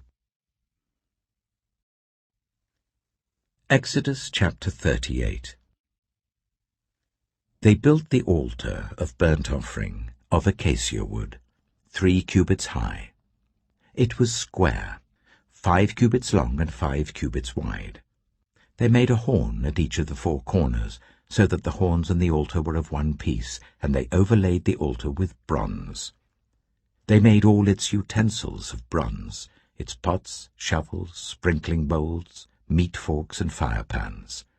They made a grating for the altar, a bronze network to be under its ledge halfway up the altar. They cast bronze rings to hold the poles for the 4 corners of the bronze grating. They made the poles of acacia wood and overlaid them with bronze. They inserted the poles into the rings so they would be on the sides of the altar for carrying it. They made it hollow out of boards. They made the bronze basin and its bronze stand from the mirrors of the women who served at the entrance to the tent of meeting. Next they made the courtyard. The south side was 100 cubits long and had curtains of finely twisted linen with 20 posts and 20 bronze bases, and with silver hooks and bands on the posts. The north side was also 100 cubits long and had 20 posts and 20 bronze bases, with silver hooks and bands on the posts. The west end was 50 cubits wide and had curtains with 10 posts and 10 bases, with silver hooks and bands on the posts. The east end, towards the sunrise, was also 50 cubits wide. Curtains 15 cubits long were on one side of the entrance, with 3 posts and 3 bases, and curtains 15 cubits long were on the other side of the entrance to the courtyard, with 3 posts and 3 bases. All the curtains around the courtyard were of finely twisted linen. The bases for the posts were bronze. The hooks and bands on the posts were silver, and their tops were overlaid with silver. So all the posts of the courtyard had silver bands. The curtain for the entrance to the courtyard was made of blue, purple, and scarlet yarn, and finely twisted linen, the work of an embroiderer. It was 20 cubits long, and, like the curtains of the courtyard, 5 cubits high, with 4 posts and 4 bronze bases. Their hooks and bands were silver, and their tops were overlaid with silver. All the tent pegs of the tabernacle, and of the surrounding courtyard, were bronze. These are the amounts of the material used for the tabernacle of the covenant law, which were recorded at Moses' command by the Levites under the direction of Itamar, son of Aaron the priest. Bezalel, son of Uri, the son of Hur of the tribe of Judah, made everything the Lord commanded Moses. With him was Aholiab, son of Ahisamach, of the tribe of Dan, an engraver and designer, and an embroiderer, in blue, purple, and scarlet yarn and fine linen. The total amount of the gold from the wave offering used for all the work on the sanctuary was 29 talents and 730 shekels, according to the sanctuary shekel. The silver obtained from those of the community who were counted in the census was 100 talents and 1,775 shekels, according to the sanctuary shekel. 1 beker per person, that is half a shekel, according to the sanctuary shekel, from everyone who had crossed over to those counted 20 years old or more, a total of 603,550 men. The 100 talents of silver were used to cast the bases for the sanctuary and for the curtain.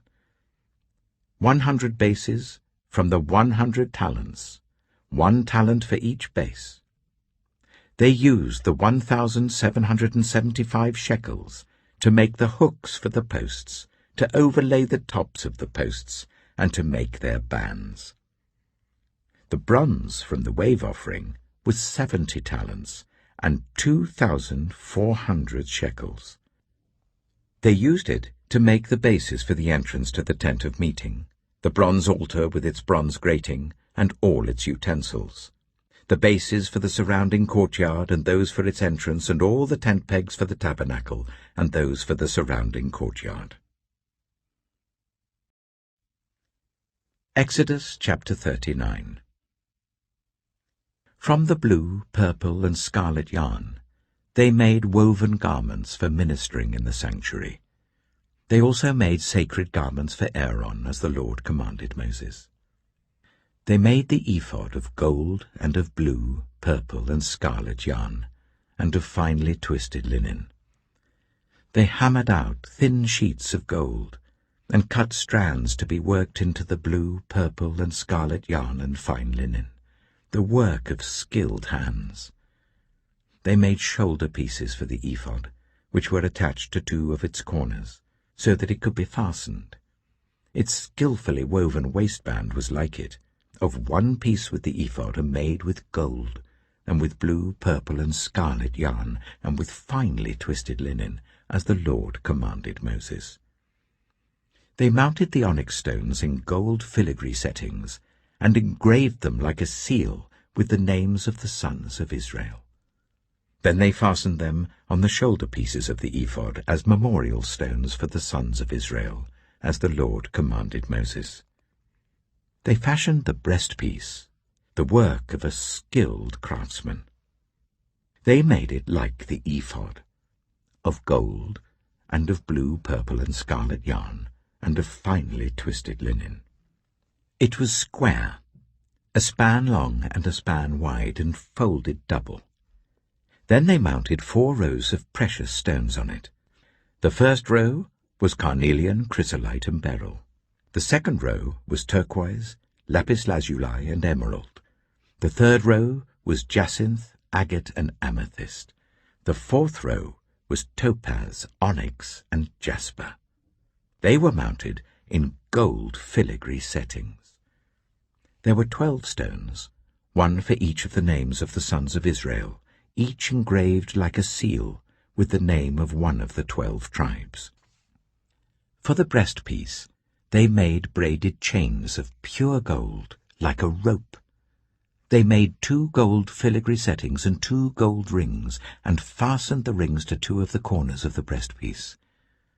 They fastened the 2 gold chains to the rings of the corners of the breastpiece, and the other ends of the chains to the 2 settings, attaching them to the shoulder pieces of the ephod at the front. They made 2 gold rings, and attached them to the other 2 corners of the breastpiece on the inside edge next to the ephod. Then they made 2 more gold rings, and attached them to the bottom of the shoulder pieces on the front of the ephod, close to the seam just above the waistband of the ephod. They tied the rings of the breastpiece to the rings of the ephod with blue cord, connecting it to the waistband, so that the breastpiece would not swing out from the ephod, as the Lord commanded Moses. They made the robe of the ephod entirely of blue cloth, the work of a weaver, with an opening in the center of the robe like the opening of a collar, and a band around this opening so that it would not tear. They made pomegranates of blue, purple, and scarlet yarn and finely twisted linen round the hem of the robe, and they made bells of pure gold, and attached them around the hem between the pomegranates. The bells and pomegranates alternated round the hem of the robe to be worn for ministering, as the Lord commanded Moses. For Aaron and his sons, they made tunics of fine linen, the work of a weaver, and the turban of fine linen, the linen caps and the undergarments of finely twisted linen. The sash was made of finely twisted linen and blue, purple, and scarlet yarn, the work of an embroiderer, as the Lord commanded Moses. They made the plate, the sacred emblem, out of pure gold, and engraved on it, like an inscription on a seal, "Holy to the Lord." Then they fastened a blue cord to it to attach it to the turban, as the Lord commanded Moses. So all the work on the tabernacle, the tent of meeting, was completed. The Israelites did everything just as the Lord commanded Moses. Then they brought the tabernacle to Moses, the tent and all its furnishings, its clasps, frames, crossbars, posts and bases, the covering of ram skins dyed red and the covering of another durable leather, and the shielding curtain, the ark of the covenant law with its poles and the atonement cover, the table with all its articles and the bread of the presence, the pure gold lampstand with its row of lamps and all its accessories, and the olive oil for the light, the gold altar, the anointing oil, the fragrant incense, and the curtain for the entrance to the tent, the bronze altar with its bronze grating, its poles and all its utensils, the basin with its stand, the curtains of the courtyard with its posts and bases, and the curtain for the entrance to the courtyard, the ropes and tent pegs for the courtyard, all the furnishings for the tabernacle, the tent of meeting, and the woven garments worn for ministering in the sanctuary, both the sacred garments for Aaron the priest and the garments for his sons when serving as priests. The Israelites had done all the work just as the Lord had commanded Moses. Moses inspected the work and saw that they had done it just as the Lord had commanded. So Moses blessed them. Exodus chapter 40. Then the Lord said to Moses, "Set up the tabernacle, the tent of meeting, on the first day of the first month. Place the ark of the covenant law in it, and shield the ark with the curtain. Bring in the table, and set out what belongs on it. Then bring in the lampstand, and set up its lamps. Place the gold altar of incense in front of the ark of the covenant law, and put the curtain at the entrance to the tabernacle. Place the altar of burnt offering in front of the entrance to the tabernacle, the tent of meeting. Place the basin between the tent of meeting and the altar, and put water in it. Set up the courtyard around it, and put the curtain at the entrance to the courtyard. Take the anointing oil, and anoint the tabernacle and everything in it. Consecrate it and all its furnishings, and it will be holy. Then anoint the altar of burnt offering and all its utensils. Consecrate the altar, and it will be most holy. Anoint the basin and its stand, and consecrate them. Bring Aaron and his sons to the entrance to the tent of meeting, and wash them with water. Then dress Aaron in the sacred garments. Anoint him and consecrate him so that he may serve me as priest. Bring his sons and dress them in tunics. Anoint them just as you anointed their father, so that they may serve me as priests. Their anointing will be to a priesthood that will continue throughout their generations." Moses did everything just as the Lord commanded him. So the tabernacle was set up on the first day of the first month in the second year. When Moses set up the tabernacle, he put the bases in place, erected the frames, inserted the crossbars, and set up the posts. Then he spread the tent over the tabernacle and put the covering over the tent, as the Lord commanded him. He took the tablets of the covenant law and placed them in the ark, attached the poles to the ark and put the atonement cover over it. Then he brought the ark into the tabernacle and hung the shielding curtain, and shielded the ark of the covenant law, as the Lord commanded him. Moses placed the table in the tent of meeting on the north side of the tabernacle outside the curtain, and set out the bread on it before the Lord, as the Lord commanded him. He placed the lampstand in the tent of meeting opposite the table on the south side of the tabernacle, and set up the lamps before the Lord, as the Lord commanded him. Moses placed the gold altar in the tent of meeting in front of the curtain, and burned fragrant incense on it, as the Lord commanded him. Then he put up the curtain at the entrance to the tabernacle.